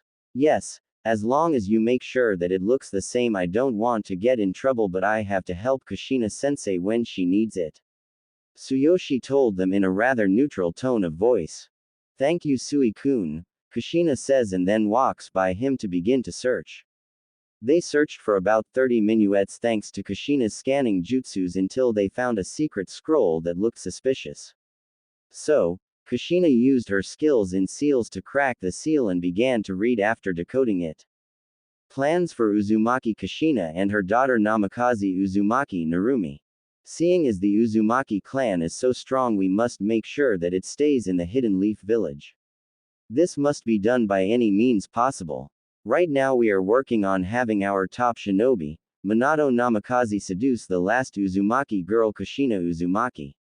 Also know to hold the nine-tailed fox, also making it necessary for us to keep her here. Kushina was shocked to say the least. Her love Minato Namikaze actually didn't love her. He only married her because of her power. She was mad to say the least. All that was on her mind was anger and screaming out, how dare he do that to her. Though after a while she continued to read. New entry. We have succeeded in seducing the demon Kushina, and Minato has even had 2 kids with her. Now that is perfect for us, seeing as if they are strong, and then teach the strongest ones to become weapons for us when they become chunin. Update. Naruto seems unfit to be a strong one, and now that we had to put the demon into both of them, with Kushina somehow surviving death by the extraction of the demon. Though the village needs to know what happened, so seeing as Naruto seems to be the weaker of the two, we will use him as the scapegoat and allow the village to torture him for payback for what the demon has done. Update. Narumi is doing great, but if we are going to use her to keep the Uzumaki clan alive, we need to get her to breed with the strongest upcoming ninja named Sasuke Uchiha, but we will wait and hope that they get together without our help. Update. Naruto has left the village and managed to get past the border without getting caught, leaving only 2 Uzumaki left. So, we need either Kushina or Narumi to either breed another Uzumaki kid or donate their eggs for later fertilization. After that we can use them both for strong ninja on the front lines of battle. Also, we will try and force the Uchiha and Uzumaki kids together to just breed already. Then we can get rid of the future traitorous Uchiha and keep the others. Course this needs to be done fast, or else it might be too late. If worst comes to worst, we can always just use a few of Danzo's mindless minions. Kuchina was beyond mad after reading this course, so was Narumi. The only thing they cared about for them was breeding due to the Uzumaki's power and abilities. So, right then and there they both decide that they will no longer be with Minato and try and live on their own, but before that they had to get prepared. Plus 1 week later. After getting a document from the Fire Lord and enough money to buy a house and support them for a while. So she went to tell Minato the good news. Minato, I have something I want to tell you. Kushina said falsely sweet. What is it? He asked curious. Slap. Minato holds his check in surprise after Kushina slapped him. How dare you? You married me just to control the Uzumakis. You bastard. And even worse, you plan on allowing someone to rape your own daughter. You sick bastard, I don't want to ever see you again, and you can't touch me, seeing as I have documentation allowing me to start up the Uzumaki clan's headquarters here without someone butting in, namely you. Now goodbye Minato Tem. Kushina yelled at him, and then both her and Narumi left the house, leaving a shocked Minato standing there. Week later. Kushina and Narumi set up their clan, which was really just a house that they shared with a few of Naruto's old friends and a few of their friends, so that they all could support each other. Course with this group they don't take kindly to someone with bad intentions to come at one of them. They were immediately sent away by the rest of the group, thus having their clan being nicknamed the cold-hearted princesses of the leaf. Course the youngest of these was Narumi, who of course had to still deal with fanboys, especially Sasuke, who was told that if he wanted his clan to get stronger he should try and marry a Uzumaki. Course all of the other Uchiha except for about 2 dozen were killed by a group of random missing ninja who were privately killed off, leaving no one to think otherwise. Though that didn't stop the male Uchiha to be bastards, even Sasuke, who, somehow, was placed on a team with 2 girls and Kakashi as their sensei, who just happened to know a lot of jutsu for Narumi and could train Sasuke to use his Sharingan. Wonderful. I left my father's house and name, and he still is trying to make me a weapon and me of. Damn it, I wish I could have just went with Naruto when he left, then I could easily make it up for him. Narumi thought with a sigh. Don't worry kid, I will make it so you can try and gain his trust. You just need to keep believing we will see him again and hold out here until you and your mother can leave this place as well. I mean, that is why you put on the Uzumaki's headband and not the hidden leafs, right? Natsui told her, trying to cheer her up a bit. Course all it got was a large sigh. I wonder what Naruto is doing right now. Narumi said. So do I kid, so do I. Plus leaf still plus. Hey mom, why did you say Tsuyoshi was like family? I mean, Naruto was our family and we completely ignored him, but yet you just said you treat him better. Does that mean that you treated Tsuyoshi like a son while treating Naruto ni like he didn't exist? Narumi asked. This question caused Kushina to get a bit depressed, but still she answered. Well, you see, I was kind of acting a bit like a fangirl for Minato at that time. You see, he did save me from being abducted, so, ever since then I have been infatuated with him. So, I followed his every word without questioning it. Now of course a few people tried to help me get out of my fangirl ways, knowing that I became what I hate. Course all my friends tried to help me, but I pushed them all away. So, I was just following Minato for the most part, though I still am at fault. I plan on making it up to Naruto. Kushina mumbled out and then quickly added, oh, and if you ever get like that, I am going to kick you all around the world. We don't need another mistake like this happening. Well, that was informative, but you didn't exactly explain why Tsuyoshi will follow practically anything you ask him to. Narumi told her mother. Oh, that I simple it is because I saved him from dying when he was young. Plus flashback plus. It was the one of our battles with the rock.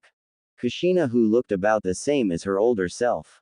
Except for her now wearing her battle suit, which was a dark red shirt and pants with her two katanas across her back forming an X. And she was with her team that was now all Chunin. There was Tsuyoshi was wearing the same thing he does in the future except for the scarf, and was tall for his age at 5 feet 4 inches. Also, instead of a giant sword he only had a small katana that was only about 3 feet long. Beside him was Kenzo, a short man at 4 feet 6 inches wearing a black shirt and white pants. He was the weakest of the group but still the most energetic, usually being the one to run head first into battle. Completely unimportant character, just wanted a third member in the group. And of course he had his weapon pack on his right leg. Finally beside him was Amaya, the second girl in the group, who was pretty tall at about 5 feet 2 inches with a B sized held tightly to her body with a form with a dark pink battle kimono that showed of her beautiful body perfectly. But if you got caught being perverted around her, you would feel the pain of brass knuckles. Don't know any better way to say it, except she has metal gloves on her hand to increase her combat deadliness. And she also has light brown hair that simmered in the sunlight and deep hazel eyes that seemed to be filled with gentleness, even if she was vicious in battle. And all together they made Group 11, which right now was being split up to help battle a large group of enemy ninja. Which quickly was done and they split up and went their separate ways. It was a big battle and Tsuyoshi was battling fiercely. All around him was dead ninja until a loud boom was heard and a red light showed in the sky that made all enemies retreat. Course that made Tsuyoshi get a bit too, and he accidentally turned his back on an enemy he thought was dead, who pierced him through his stomach, leaving him to fall to his knees in utter shock and pain. Now you end, you fool, the man screamed out and was about to piece Tsuyoshi's head from check through to the back of his head. Thankfully the man lost his head right after piercing Tsuyoshi's check, leaving him to fall to the ground bleeding out from the wounds. Course then he was picked up gently, so he turns his head and sees his sensei. Kushina sensei, he whispered out weakly. Shish. Don't speak, don't worry, I will make sure you get healed up. Kushina told him and then carried him off to get medical attention, thus saving his life. Plus flashback end plus. And that is why he almost always tries to help me whenever he can, no matter what I am like. Kushina finished up her story. And after that they went out to get more stuff to get situated in their new house. This is just a way for me to explain the relationship Tsuyoshi has with Kushina and showing a reason she didn't question Minato. Now he thinks of her as his hero and wants to return the favor somehow. Plus with Naruto and gang plus. Naruto, Mai, Yoshiko, and Ayaki were traveling slowly to the hidden village, only stopping when needed. Meanwhile, they all were talking with each other and getting to know Mai more. So, that is basically my story. Mai, Naruto finished told her as he finished telling her why so many villagers called him by his nickname. All together they all were quickly adding Mai into the friendship circle. Ah, man, this is nice, just traveling around with people not trying to attack you. Riding around and just spending time to become friends. I mean, all of these guys seem really nice, especially Naruto-kun. I mean, he is the one who saved me, Mai thought happily and then looked over to Naruto. What a guy. I thought that there would never be a guy like this in the world, but apparently I was wrong.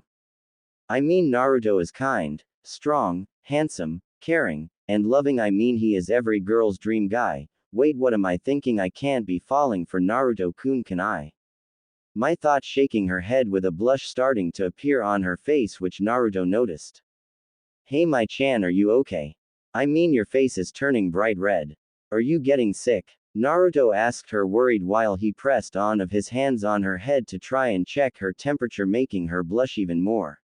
No, your temperature is fine, just be careful, okay? Oh, I know, why don't you go inside the cart with Ayaki-ne to cool off a bit? Naruto told her, still concerned a bit. Oh, okay, was all Mai could stutter out, and then went down into the cart for some rest. Sigh. Naruto-ne might be strong in a lot of areas, but he sucks with reading a girl's emotions. Ayaki said, shaking her head with a small smile. Wait, what do you mean? I don't like Naruto-kun. Mai stuttered out, blushing even more. Course, this answer just gave Ayaki a sneaky smirk. Oh, and I suppose that you always had that much red on your face. Ayaki said. No, Mai starts, then sighs loudly. Yay. It may be possible that I might have a little crush on him. Mai says, then stares at the laughing girl in front of her. What is so funny? You are so trying to deny that you are totally in love with him. Ayaki said happily. Course, she got no answer from the now blushing Mai. Course, after that the journey continued like normal. Plus, somewhere outside of the hidden mist village, plus a group of people were in a big tent sitting around a giant table that had a bunch of maps and papers on it. Okay, so how is our troops doing? One of the people began, until another person with the Mist Village's headband came running in. Mai-sama. What is it? The speaker, who was not named as Mai, asked. We can't find Mai anywhere. The last time we saw her, she was heading into one of the small town around here. We think she was seen by a traveling loyalist. What? No, how is this possible? We need to go find my little sister. Mai screamed out. I am sorry, Mai-sama, but it is highly likely that she is caught or dead by now. It has just been too long. Mai is lost to us. The person said sadly and then left the tent. Meeting is done for now. So, please everyone, just leave and let me mourn for the loss of my only remaining family. Mai told all of the people in the room and then waited for them all to leave. After they all left, she started crying, thinking that her sister was dead. Plus, with all of the Leaf's 12 regular gang that is in the show, plus all of them were there except for Sakura and Sasuke. Hey guys, so how are you doing today? Narumi asked all of them.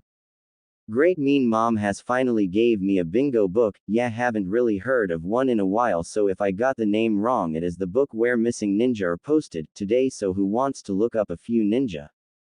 Kiba said happily and then opened up the book. I know, how about we look up that white fox guy that we talk about? I mean, maybe we can finally see if he actually exists. Ino suggests and everyone agrees with her, so Kiba begins looking for him and then drops the book in surprise. He actually does exist. Kiba exclaims in surprise. Wait, what? Hinata and Ino said in surprise. It is right here, look, Kiba said and handed the book to Narumi, who showed it to both of them. Name: unknown. Nickname: White Fox. Age: 14. Rank: B. Village affiliation: none. Wanted by Hidden Mist. Reason: killing 2 mist ninja. Abilities: Kenjutsu: unknown. Taijutsu: Chunin. Genjutsu: unknown. Fuinjutsu: unknown. Ninjutsu: Uses gravity, rest unknown. Description. Tall man who is a bit taller than 6 feet. He is known for wearing a white robe and everything else he wears is white. He is known by the kanji for fox on the back of his robe. He also has blonde hair, blue eyes, and 3 whisker-like marks on his cheeks. This guy is known to strike down people close to villages and people are advised to be careful around him. Advice for fighting. Watch out for his bloodline for he is stronger with it. He is no afraid of killing people and other abilities are unknown except for him being able to use gravity to his advantage. Reward. 400,000 Ryo, I am putting 100 Ryo equal to $1. This guy is impressive I mean he is our age and is not only has killed Chunin level ninja but also has a bounty. I mean what if we have to face him just how badly will we lose to him? Shino told the group in a voice that sounded like it had a hint of surprise in it. What are you saying I bet we could kick his? Kiba yelled out. Get real this troublesome guy could probably kill us all, Shino said in his normal lazy voice.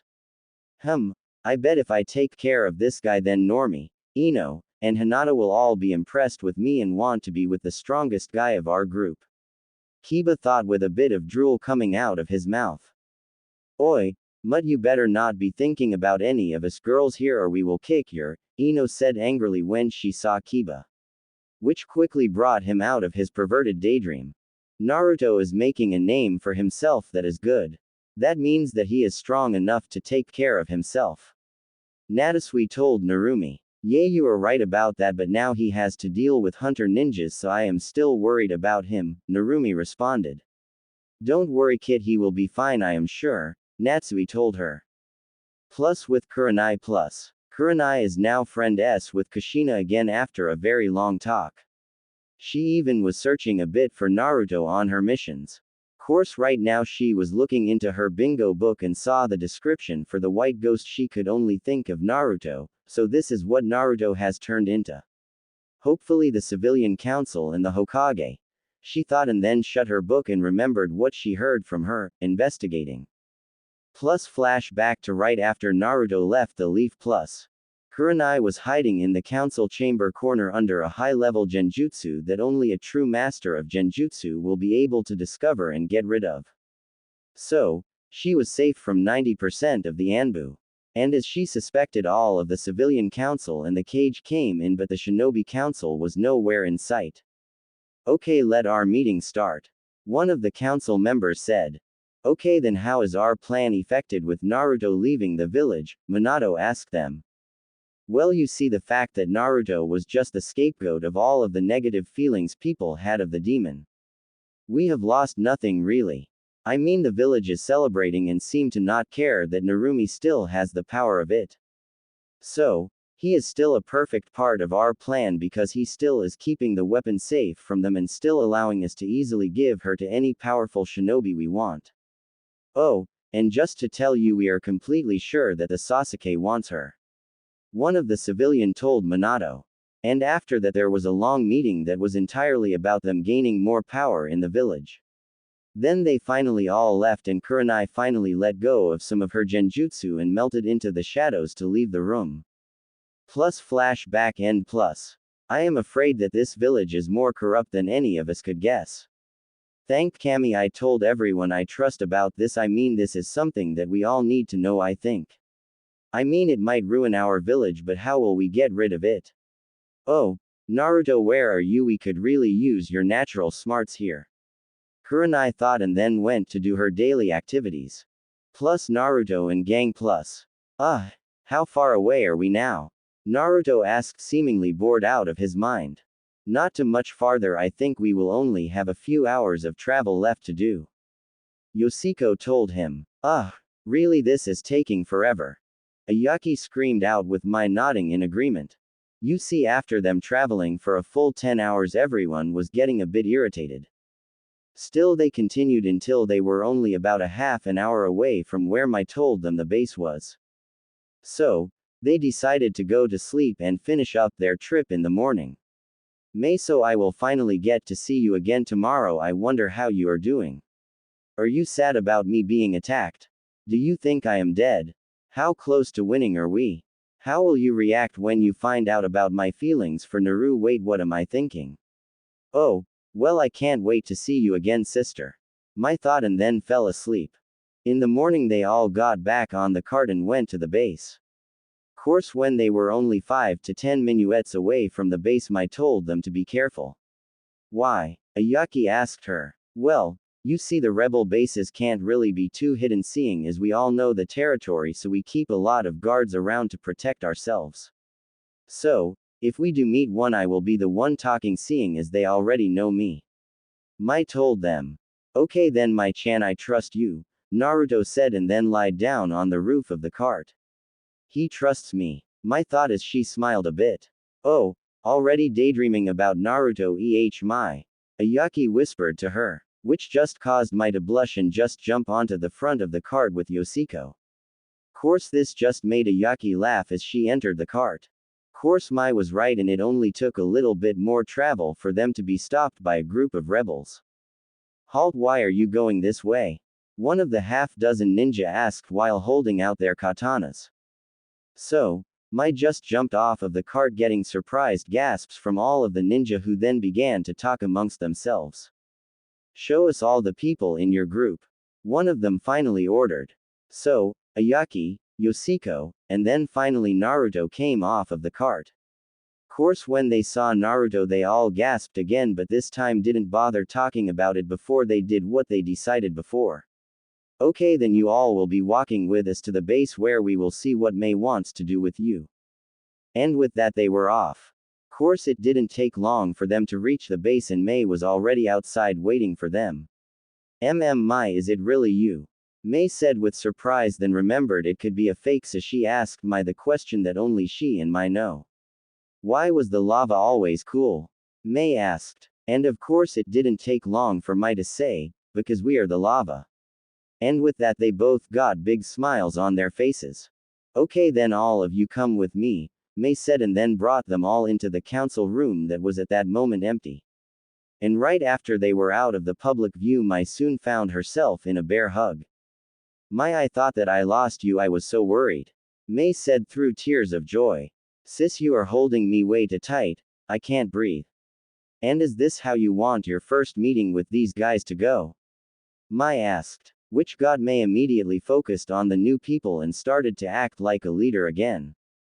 Though I do thank you for bringing my sister back, why did you come here? Who are you and what do you want? Mai asked when she suddenly got serious. So of course Yoshiko and Ayaki stepped up to talk first, even if they were a bit nervous. Well, Mai-sama, my name is Yoshiko and this is my daughter Ayaki, and we own a wandering oddities shop and always wanted to set up in a town. So, we were hoping that if we give you all the supplies you want from us, then we would want a building to set up a shop in the village when you win. Yoshiko said with a small bow at the end. Well, we will have to see what you have and talk it over, but that should be doable. Mai told them with a smile. Then Naruto walked up. My name is Naruto Uzukage, and due to Mai-chan telling me about what you are fighting for, I find it very valiant. So, if you would allow me to, I wish to join the fight. Naruto told her. Ah, really? Well, we could always use new people, so I will talk with the group about you joining. Mai told him. Okay, then we'll talk to all of you again tomorrow, seeing as it is getting late. You may sleep in your cart tonight, which I assume you do anyways. Mai tells them, and they all nod and were about to walk away when all of the council came in. So this is the crew that brought her in Well, anyways, we are here for the meeting, Mai-sama, one of them tells her. Okay, then we will see you tomorrow, have fun in your meeting, Naruto tells her, and then they all walk out the door. Course, it was then that they all saw the kanji on his back, and it finally clicks. You are the wit fox. They all say in complete surprise. Yeah, I am called that now, I guess, though I don't know why it is such a big deal. Ah, well, see you guys in the morning. Naruto told them, then walked out of the tent. So, that is the white fox. He doesn't look as scary as I thought he would. One of the council says, confusing Mai. What do you mean? Naruto-kun's known all over as really good, why would it be scary? Mai asked them. Mai, You weren't here so you don't know this, but he was just put into our bingo book for killing 2 of the loyalists. I mean, even if they were not on our side, we still don't know why he did it, so we should be careful around him. One of the council said. What? No, he can be trusted. I mean, he only killed the 2 loyalists who were chasing me. That is why Naruto-kun is in the book. Mai told them. Really? Then I think we should take the time to think about these new people and what they want. And when everyone agreed, they too left, leaving only Mai and Mai in the room. It is so good to see you again, Mai said, truly happy. Yes, as it is to see you, but what I want to know is why it is Naruto-kun. I mean, you never called a guy kun in your entire life. I mean, even the ones you are friends with you don't call kun, so why call H? Oh, I see what it is. My little Mai has gotten her first crush. Mai said with a big smile, causing Mai to look like a tomato. It is not like that. I am just really thankful for all he has done. I don't like him. Mai managed to tell her sister, who just rolled her eyes. Sure you don't. Now why don't we tell each other about what we missed, but more importantly what those people are like? Mai said, and with that they spent the night talking. Regular talk. Regular think. Demon talk. Demon think. Talking to demon. Plus with the rebel base plus. Everyone was starting to wake up when Naruto and company were back in the council meeting. So, we have thought over each of your wants and have come to a decision.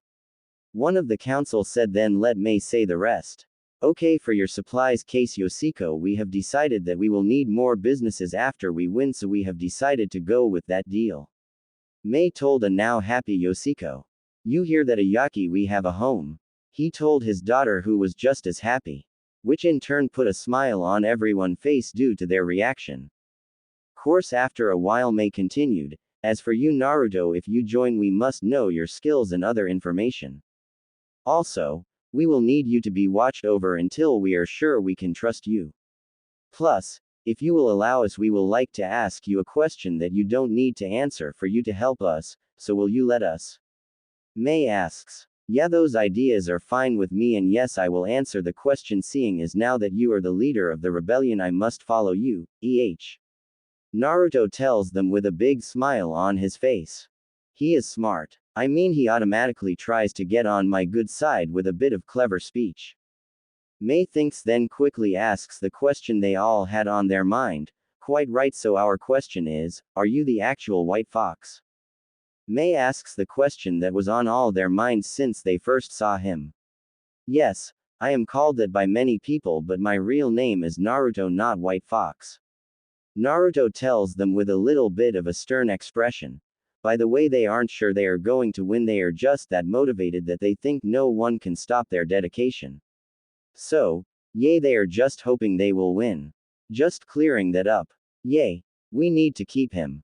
Imagine all of the publicity we will get if word slips out that he is fighting for us. All of the council members thought to themselves, hoping that more people would support them if they have a hero of the civilian world with them. As we thought. Now that we need to talk about the fact that you are in the bingo book. One of the council said, causing Mai, Naruto, Ayaki, and Yoshiko to gain extremely confused looks. What are you talking about, sis? Mai finally asked Mai. Well, you see, Naruto-san here is marked as a B-ranked Rouge Ninja that is wanted for doing something against the cage we are fighting here. Mai told them. But why would they be going against Naruto-kun? Oh wait, of course. It was the ninja he killed to save me. Mai said, suddenly realizing why. Oh, so that is why. Then we must thank you for saving our leader's sister, then Fox-san, one of the random council told Naruto. Oh, it was no prob. Wait, did you just say leader's sister? Naruto asked, surprised. Yes, Mai is my sister, so I must thank you, Naruto-san, Mai said happily. Man, I managed to save one of the only one that really matters to the leader of the rebels. Man, imagine what could have happened if the cage got their hands on her. Naruto, though, when he heard this. Naruto is still a good guy, so he doesn't even think that he could be asking for favors because of it. Wow.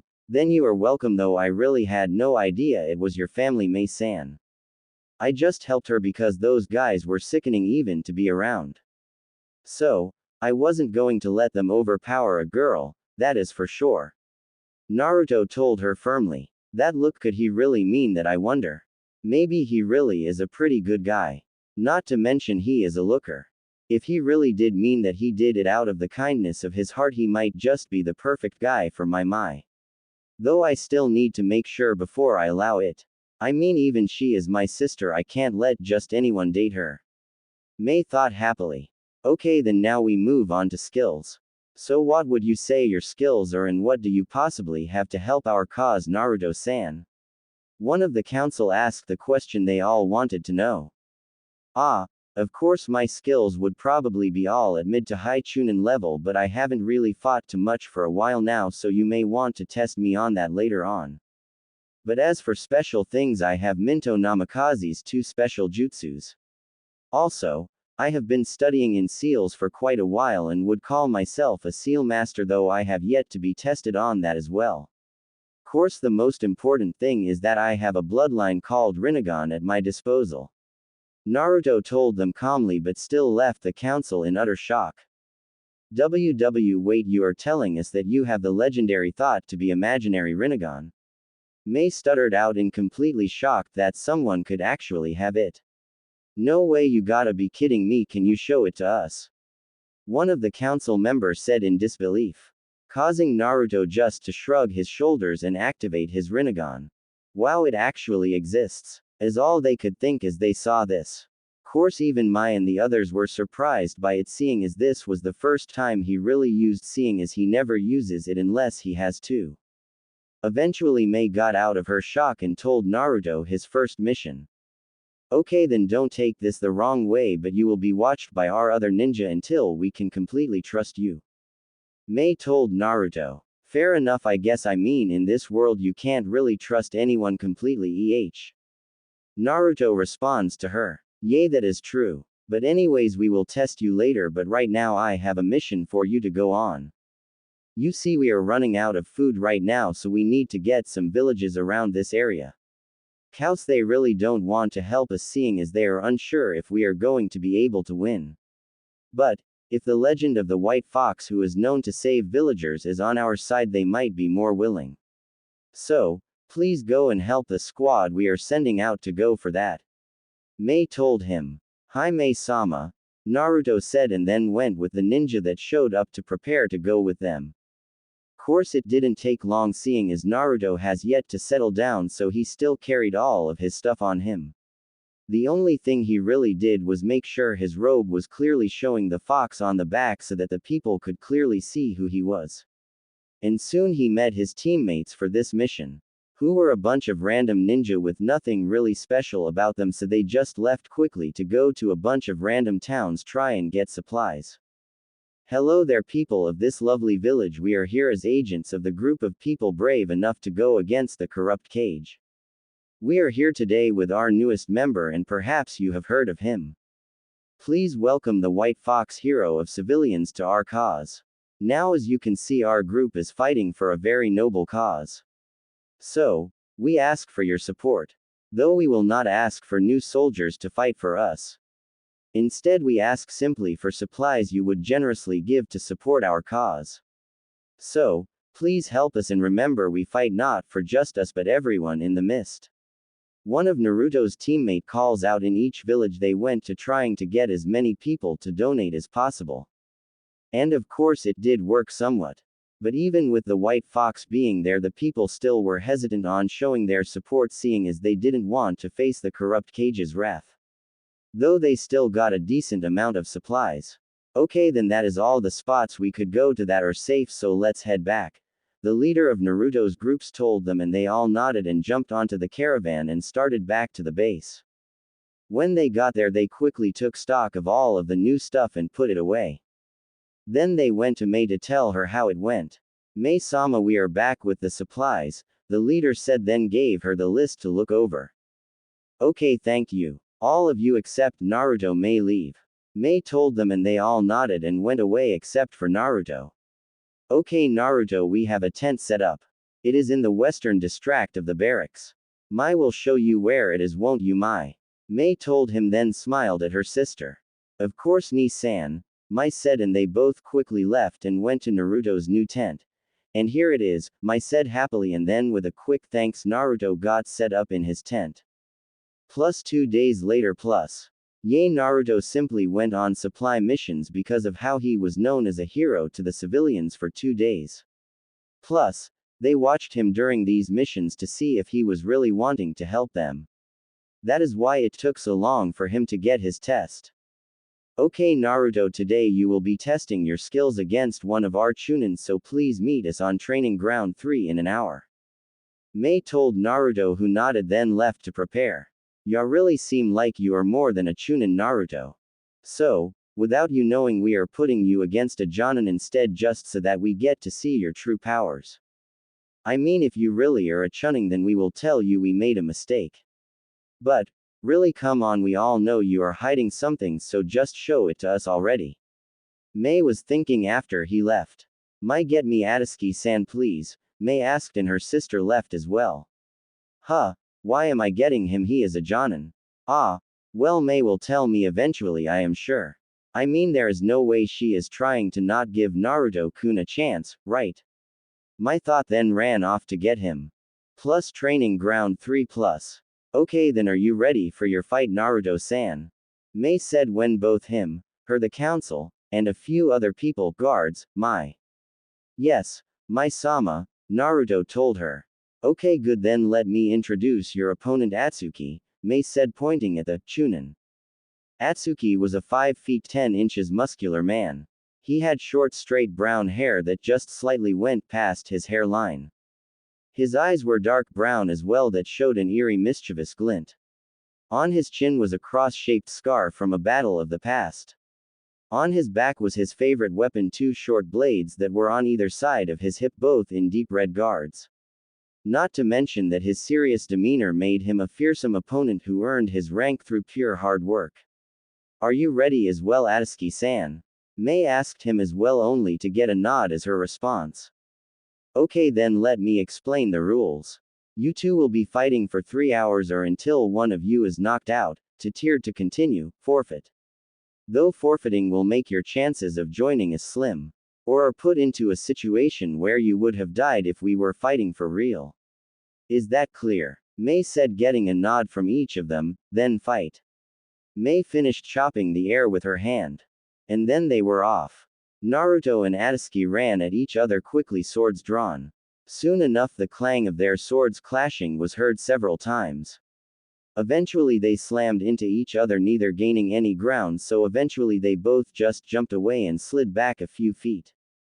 You are pretty good, kid, Atsuki said with a smirk. Yay, you too, Naruto said happily. And then they both ran back at each other. Naruto slashed at Atsuki's stomach only for his sword to be blocked by one of Atsuki's swords, while the other slashed at his head, which Naruto quickly under it. Course he just barely dogged it, seeing as a few strands of hair were cut off his head. They had a battle using their swords while neither one was really gaining any ground in it. So, they both put them away and began to use ninjutsu. So, Naruto quickly went through hand signs and then screamed out, Suiten, Mizoripa, water release, violent water wave, then quickly shot out a jet of water at Atsuki, who jumped to the side and quickly called out his own jutsu, Kurigakur no Jutsu, hidden mist technique, causing the entire arena, not around spectators I should add due to next part, to be covered in a thick mist. What are you going to do now, Naruto? You can't see me, and can't even sense my chakra. See how it is to go against a master of our village's arts? Atsuki's voice said from seemingly all directions around Naruto. Course he was slightly surprised when Naruto just laughed a bit. Ah, now what will I ever do? There is mist all around me and I can't see. What should I ever do? I mean, it is not like I can just use it to my advantage, can I? Naruto then said in a voice laced with sarcasm. Then he quickly jumped out of the mist high into the air and then screamed out Kangekiha no Jutsu, inspiration wave technique, causing electricity to be launched down into the mist, shocking Atsuki, who couldn't get out of the mist quick enough. Soon enough the mist cleared, showing Atsuki on the ground burnt all over with a spark of electricity coming from his body every now and then. Checkmate, Naruto said with a smile. Until he was launched back by a shark slamming its nose onto his gut with a Atsuki who was not as burnt holding his last hand sign saying Sweden, Suikuden no Jutsu, water release, water shark projectile technique. Said jutsu sent Naruto through 2 trees and slammed him into a third. Ow, you sneaky bastard, Naruto complained as he rubbed his back and then stood up to fight again. Oh, what is the matter, can't take it? Then let's have me end this for you. Atsuki mocked then ran at Naruto holding his sword so that they pointed behind him. Hey, I was about to say the same thing to you. And with that Naruto also charged at him. They were about to collide when a bell was heard going off throughout the field. Well, wasn't that an interesting match? Let me thank both of you for giving us that amazing show. Now what level would you put Naruto at Atsuki?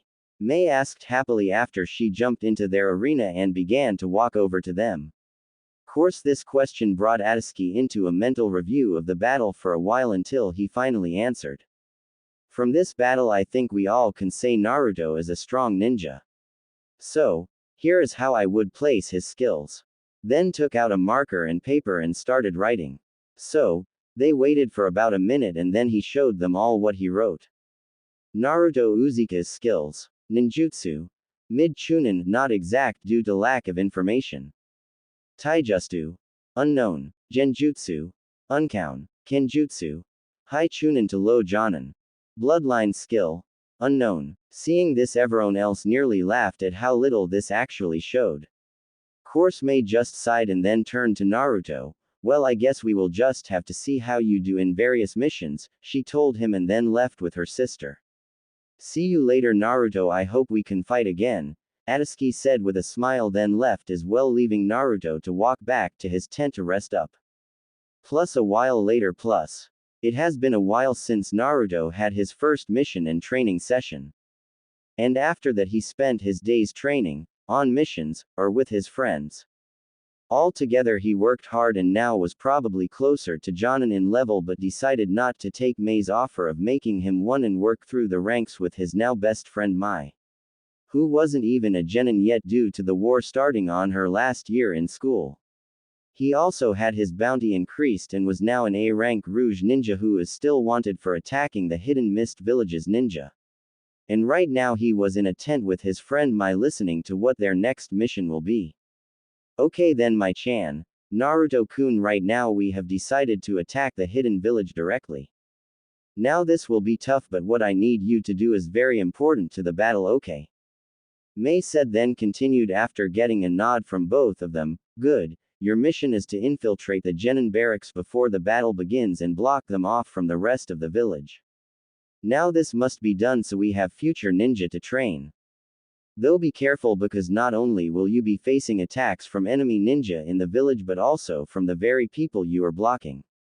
You see we have no idea how many children are under his complete control. So, you and the other people I am sending to help must be extremely careful. Now here is all of the people helping you, please get them all ready and tell the first person on this list that they are in charge, okay? Mei told them making them nod then opened the scroll and see about 20 names. After they looked they quickly said their farewells and used Shunshin no Jutsu, body flicker technique, first and last time I will say it this way. To quickly notify the people on the list. And soon enough they were all at the entrance of the base ready to leave. Then with a quick talk to the rest of the people left for the hidden village a half an hour before the rest of the resistance. At Konaha nothing really was out of the ordinary. Narumi was on yet another D-ranked mission that this time required her to get the devil cat for the daimyo's wife again. Man, why did we have to catch this stupid cat again? Narumi said in frustration. Now Narumi, these missions have to be done for the good of the village, so be happy you can help your home, Kakashi said, not knowing what else to say to her seeing as he never liked D-ranked missions either. Cut the crap sensei, we all know you hate this as much as us. Sasuke said and then turned to Narumi. But, if you want to enjoy your days more you could always go out with me and become my first girlfriend. And then gave a lusty look at her still developing body causing the pink-haired girl behind them to get jealous at Narumi's luck. No thanks Tem, I would date a dog before you. Narumi said with a hint of disgust showing in her voice. I wish he would stop asking me out, I have said no enough. I mean, I am one of the few girls our age that realize he wouldn't love us at all and only would use us to breed for his clan, then forget all about us. I mean, really, I still don't understand why the other girls would want to go for that kind of sad life. But there is no way I am going to fall that low to allow that to happen to me. Narumi thought, remembering exactly why she hates his advances and his fangirls. Then looked up into the air, thinking about random things until they reached the cage's room that had a view of the forest beyond the walls of the village. Sigh, I wonder what is going on out there past these walls confining me, Narumi thought as she was ignoring the mission debrief her sensei was giving. Human talk. Human think. Demon talk. Demon think. Jutsu. After a while everyone was situated for the war to begin and were broken up into teams. With Naruto and Mai's team they had a dozen people with a random Jonin in charge of them. And with Mei she had only a half a dozen of the best ninja the rebels had, seeing as their target was the cage directly. When everyone was ready to leave, Mei began her speech. Okay, now we have gone a long way so far and now it is finally time for us to finish this. Let us attack with all of our strength and we can't lose. So come on, let us begin so we can claim our victory. Mei said to her group, then heard them all cheer. And with that they all went as a group to the village, then split up to do each of their separate missions. Plus Naruto and his group plus Naruto and everyone else in the group entered the ninja school, surprising all of the people inside of it. Okay people, this area is now under the rebel army, anyone who disagrees with us come forward to die. One of the Chunin yelled out into the building. Course most were unsure what to do because they didn't like their cage much, but they didn't really think the rebels would win, so they just pretended that it was a normal day and ignored the group. Though a few teachers and watchers did come at the group, though they were quickly brought down by the team. And all is set here, man, that was easy. Mai said happily until they saw that ninja surrounded the school. Yay, but keeping it is the hard part, Naruto said, and then they all went into battle, the opponents. Plus Mai and her team plus Mai and the rest of their group ran through town, avoiding as much of the battles as they could until they finally entered the cage tower, which had a few of his guard. Crap, leave them to me, just keep going, half of Mei's team yelled out, then started to attack. With that all the rest ran past the battle and started heading up to the top of the tower. Course they had to dodge a few traps, but finally they entered the cage's room. The cage was known as Yagura, who appeared to be about 30, male with a young, childlike face and body structure. He also had a head of messy, light gray hair, pink pupilless eyes and what seems to be a stitch-like scar running from under his left eye, all the way down his cheek. He was small in stature and wears a gray, sleeveless shirt with the Kurigakure forehead protector attached to the front, short-sleeved mesh armor over which he also wears a green poncho along with a turquoise sash around his waist, paired with a green apron over his pants. He wears a pair of brown boots, and on his back he carries a staff-like pole weapon with uneven-sized hooks with a green flower on the larger end. Who was in a dark room with several ponds of water all around and an extravagant desk, not going to put a description, just think of it as a fancy desk you could only buy when you had a lot of money to burn. This person description brought to you by the Naruto Wiki.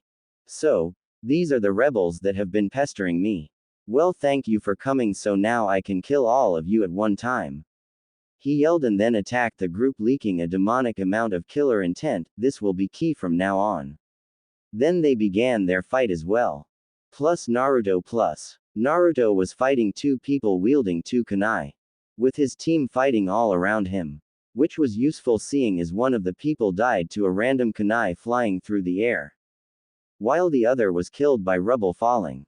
So, Naruto quickly moved to his next enemy and continued doing this until he finally was held back by a Jonin that went through some quick hand signs and then screamed out Sweden. Teppadama, water release. Gunshot, then shot a blast of water directly at Naruto at high speeds. Who just barely dogged it. Damn, this guy won't be easy, Naruto thought, and then began in a large kenjutsu battle with the Jonin. Plus Mai was breathing pretty hard after fighting her 10th person. Damn, I am exhausted already.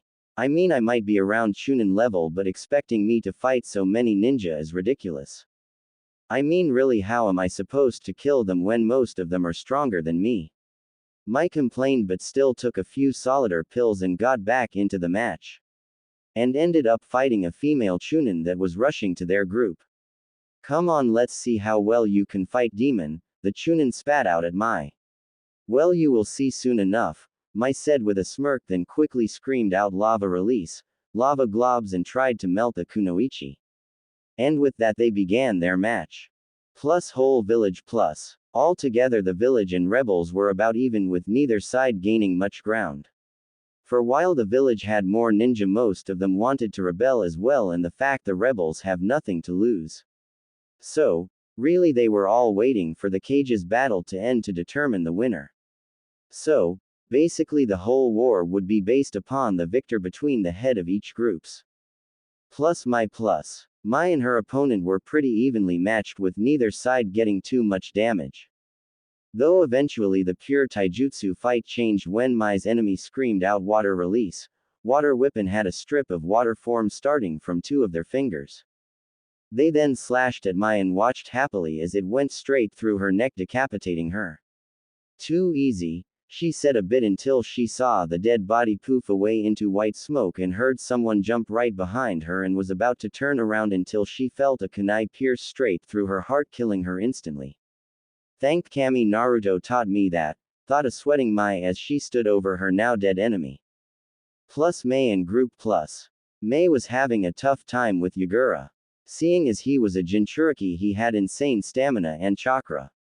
Not to mention all the jutsus, he knew he was an opponent who seemed nearly impossible to beat. Though that didn't stop them all from trying. So, they fought as hard as they could, but eventually they found themselves pinned down behind several stone walls they made using a jutsu. Crap, what are we going to do? One of Mai's protectors asked Mai. He does have a good point. I mean, there is not enough of us to face a Jinchuriki. Though we have two. We are all that can be spared from the other areas. So what are we going to do? Wait, that might just work. Mai thought, then began to tell her team the plan. Plus Naruto's battle. Plus, Naruto and the Jonin were in a major kenjutsu battle, with both sides bleeding from minor cuts on their bodies. Hey, kid, you're pretty good, the Jonin said with a sadistic smile. You too, Naruto tells him. Wish I didn't have to kill you, but you are in our way, so see you in hell, he said happily, then threw out 4 explosive notes at Naruto's feet. Boom. And the kid is done, the Jonin said with a evil smile. Wait, what? How? No, that is impossible, the Jonin said in total disbelief of what he saw. In the middle of the fire was a boy with his robe with not a bit of ash on them. His skin wasn't black at all, but seemed to be steaming. Course, the thing that scared him the most was the boy's eyes that seemed to change from the blue they were to something much more dangerous looking. Immediately, even with all the training he received, he cringed back in fear. What kind of demon is he? He walks out of the fire completely unharmed, with power radiating off of him. This is not good. He couldn't help but think in his mental breakdown. While he was in his breakdown, he didn't notice the boy come up to him and quickly stab him between the ribs, hitting the heart for a quick death. Dang, I gotta be more careful. He nearly killed me, Naruto thought as he looked down at his hardest opponent yet. Plus how Naruto did it. Plus, when Naruto sees that there are explosives around him, he quickly did a jutsu that he borrowed from his mother before he left. As he did, he quickly whispers out water armor. Plus, just to make sure, he uses his bloodline to push all of the explosion away from him slightly, reducing the damage he would have got down to the complete destruction of his water armor and some slight burns on his skin. And thankfully his clothing had repair seals on them which kept them from burning up. Naruto was happy with his win and was catching his breath until he saw something land in the lac-leaking key in a massive quantity. Plus Mai and her group got prepared for their plan. Each of her guards went to a different side of Yagura, forming a triangle around him. Then they started to do a bunch of complex hand signs, all perfectly in time with each other. What are you fools doing? You think I will let you complete any jutsu you are trying to do? Well, think again. Yugura yelled out, then tried to attack the one in front of him. But before he could move more than a few feet, he heard Mei yell out, "Lava release, obsidian coffin." Then she covered him in a quickly cooling lava ball that burnt him until it cooled into hard obsidian that completely covered Yugura, leaving only his face out of it. I think you will be letting us finish. So, how about you just sit there and let us finish? Mei tells him with a falsely sweet voice. Course Yugura wasn't happy with being captured and slowly began to break free from his confinement. Soon enough, cracks began to appear on the outside of the rock. May we still need time. We are only halfway through the seals now. Please keep him from moving for a bit longer. One of May's group called out to her while still doing hand signs. I know, but he is too strong. I don't know how much longer I can keep the cage around him, May told him while sweating from the exertion of holding the now crumbling rock together with pure chakra. Though she was losing chakra fast. Eventually the strain became too much and May couldn't hold the stone anymore and it quickly crumbled, releasing an angry Yugura. Bastards, die already! Yugura yelled out in complete rage, then charged at the man in front of him, who was freaking out because he couldn't move still due to the fact he was still doing the group jutsu. He was about to die with Yugura getting closer and closer. Water release. Destroying water's capture zone was heard finally, and just in front of all of May's companions a wall of dense water was formed into walls, making a cube around Yugura except for half of his right arm, which held a kunai mere inches from the man he was attacking. Course he was forced to pull his arm back when he felt the water start to eat into his flesh. Though the man that he attacked was still completely terrified and fell to the ground shaking in fear of the fact that he was mere seconds from death there.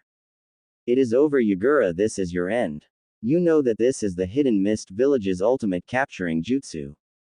It can't be broken by anything, nor can you go through it, or its pH level will destroy everything you are. The only thing you can do is wait for it to kill you as it closes in on you. Goodbye, you worthless corrupt cage. May said, and with that all the rebels present began to will the waters to shrink down, making the cube smaller. None of them felt any regret as they saw the soon-to-be dissolved ninja look around in utter shock. Meanwhile, the cage in the cube had many things going on in his mind as he saw the cold eyes of his enemies look down upon him in his final moments of life. No, this can't be happening. I was meant to rule the world and finally rid it of all of the evil bloodline users. Why do they stop me? Don't they know that those demons will just kill all you care about, just like they killed my life by sealing a biju inside of me? No, I must stop all bloodline users from living. I must have my revenge. Biju, give me your power, I must win. Yugura yelled out into his mind only to hear a deep laugh come through his mind. You foolish mortal, you are just as weak as all the others. Why should I help you when I can now free myself? You see, the sealer that put me inside of you only made it so I was held back by your mind. So, as long as it was strong I couldn't break free. But, now that you are weaker and these fools just wrecked your sense of power, just weakened the seal enough for me to completely free myself. I can finally squash all of you pathetic mortals like the bugs you are. The demonic turtle screamed out, then destroyed the seal and leaked all of his chakra out, completely taking over Yugura, which destroyed his very mind and soul, leaving only his body, which was quickly being morphed back into the turtle's likeness. Finally, thanks to you pathetic humans, I am free to do what I want again. Now as your reward I will make sure you are the first humans I kill, the Biju told Mei and her group, scaring them with the amount of Ki he was leaking out. Then using all of his force he completely destroyed the water walls by evaporating it with the amount of demonic energy he was using. Then quickly destroyed the room they were in with a loud boom and jumped into the nearby lake, where by molding the molecules around him he quickly built himself a new body and prepared to destroy the very village that trapped him once and for all. Plus village is a whole plus. Every ninja was still fighting until they heard a giant explosion coming from the cage tower, making them shiver at the Ki that came from the hole. Then they saw something that they wish they never did. A humanoid figure leaking ki and blood-red chakra leapt out of the room and landed into the lake. Then after a large burst of that chakra came the thing that they all feared. The three-tailed turtle Biju standing in the river with all of its ki filling the air around the village. They were about to die and they all knew it. So, they decided that if they would die trying. So, with that in mind they all ran up to the lake and prepare for what could be their final battle. Plus lake plus. Everyone rebel and loyalist alike were at the lake looking at the turtle in front of them with fear evident in their eyes. Soon Naruto and Mai saw Mei run up to the lake as well and quickly ran to her as all the ninja began to fight the beast. Sis, what happened? I thought you were supposed to beat him in the cage tower, Mai asked. We did, but that brought out the Biju, allowing it to come out of the seal and attack the world again. Now the only thing we can do is figure some way to beat it, like another seal. Mei said. Then they both turned to Naruto with a questioning look. Yeah, I think I could beef up my evil containment seal enough to capture him. I just need two things which are both hard to get. Time and a living human body to seal the beast into. Naruto said with sadness evident in his voice. What, you need a human? No, there must be another way. Please tell me you're joking. Mai said, making Naruto just look down even more in sadness. I am sorry, Mai-chan, it is the only way. Naruto mumbled out, barely hearable. Fine, if that is what it takes, we can't change it. We don't have another plan. The only problem is how are we going to pick which person will become the Jinchuriki? Mei said, and then they all thought about it for a bit and couldn't think of any way to do this easily. I will volunteer, a female voice was heard, which made all of them turn to where the voice came from. Where they saw a girl about the same age as Mai was, who seemed to be a bit small for her age, being about 4 feet 10 inches and B-cup. She looked like she was training all her life due to the fact she had the body of an athletic runner. She also had light blue hair that ran to her shoulders, with the bangs of her hair partially covering up her pink eyes that only had a very small pupil. So small it was practically invisible. And you would be? Mei asks her suspiciously. Course that was until Mai ran up to the girl and gave her a hug. Megumi-chan, I thought I would never see you again. Mei called out. You know her? Mei asks her sister. Yeah, I know her. She is the youngest cousin of Yagura. She also was one of the only ones that he still remotely cared about. So she saw all that happened to the bloodline users and was sickened by it. Now I know that you don't trust her because of that, but she actually is the one that allowed so many bloodline users to escape her cousin's clutches. She even helped me escape, and I would have gotten away without a problem if I didn't freak out and accidentally go the wrong way out of the village. Oh, and just so you know, I trust her completely. Mai said with a quick smile. What she said is true. My cousin was good man until he started having a dream of a man with red eyes. Soon after that he attacked the bloodline users and started this war. Now I felt sorry for them, so I wanted to try and stop him, but he was too far gone. So, all I could do was help the people he attacked. And right now I have a way for my family to repay the village for all the trouble it caused. No other family needs to carry that horrible burden. Please let me, so I can at least have a chance to repay the bloodline users for all of the crap my cousin did. Megumi said with desperation clear in her voice. She truly wanted to become the sacrifice for this. I believe her, but it is up to you. Now for the seal to work, the demon needs to be weakened, so work on that while I start on the seal. Now if you excuse me, I want to get this done as fast as I can, Naruto said simply, and then sat down, took out a scroll, ink, and a pen and began to write his seal. While of course Mei went through the possibilities. She really wants to be the one to do it, I can see that is true. But can we trust her not to use its power for revenge? Well, Mai and Naruto trust her, so that says something, because they don't trust people all that easily. So, what should I do? I guess I will just have to go with my gut on this one. Mei thought. Okay guys, Naruto, our seal master is working on a seal for this giant turtle, so right now we just have to weaken him and not do too much damage to our village. Now I don't care which side you were on right now, so unless you want this turtle to beat you, I suggest you do the same. Now all troops attack this Biju. Show him the true power of the mist. Mei screamed out to the entire group and they all began to fight for their home, family, and very lives. Plus 2 hours later plus. I finally finished. Naruto screamed out in joy as he went up to Mei and Mai. Really, now do you think he is weak enough for the seal to work yet? Mei asked Naruto. He does seem weaker, but he still could use a bit more, but I will do that. But for this I only need the person that is becoming the human sacrifice to come with me. The rest of the people around will just get in the way.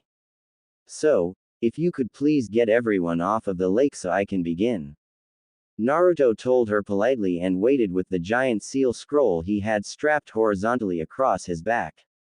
Okay, then I have picked. She tells him and then whispers the name to Naruto so he is the only one to hear. After she finished he nodded and then grabbed the person then walked onto the slowly clearing lake. You ready? Naruto asks the person and got a nod of approval in return. Then let me begin, Naruto said, then began the steps to seal the beast. The first thing Naruto did was send a bunch of shadow clones to pester the turtle. Now all I need you to do right now is show me your stomach. Naruto told the person who quickly complied. So, Naruto began to write down a complex seal system on the stomach, leaving barely any of it not covered with a kanji or mark of ink. After Naruto did this he pumped a bit of chakra into his eyes to activate the Rinnegan and walked towards the turtle. Naruto eventually started running and made it up the back of the turtle to about the center of the beast and began to do hand signs. Demigods pull, Naruto screamed out and then slammed both of his hands onto the turtle's back and jumped off. As soon as Naruto's feet touched the water he ran back to the soon-to-be Jinchuriki's position. Soon after he did he slammed his hands together and activated his jutsu, which brought some of the stones around the lake to slam onto the demon in the water. After a while the demon was covered in a couple layers of stones which only made it matter. Foolish mortal, you think this small amount of dirt will hurt me? The demon said to Naruto, mocking him. No, that was just to slow you down, Naruto said with a smile, then took off the scroll and then threw it onto the turtle's now dirt-covered shell and activated it by pumping chakra into it. After it was activated the seal's kanjis moved and increased to cover the entire beast and then stopped. After they stopped the beast started fighting the seals that bound the stone to him and was slowly weakening it. Course while he was doing that Naruto ran over to his sacrifice and slammed his chakra-covered fingers into the seal on their stomach while saying Devil's Warrior's final burial. After he did that the demon's seal started to turn red and move over to the person. When they made it the seals connected and red chakra started to travel the seal path for what seemed like hours. Till finally it stopped and the seals separated, leaving the new Jinchuriki to pass out on Naruto and a barely visible demon. Naruto then looked at his work and saw the truly interesting seal. The seal was a giant circle with a swirl going to the belly button. Around the circle was a bunch of symbols with 4 of them leading up to smaller circles with swirls. After he was done with looking at his work he walked up to what was left of the turtle and began to talk. Too bad my seal couldn't take all of you chakra, I guess. Thankfully I have a way to get rid of the rest. You see, all of it is now going into your drainage seal where it will overload it and explode, leaving all the chakra to disperse in the air. So goodbye, Naruto said, then activated the seal and Sunshine to where Mei and Mai was.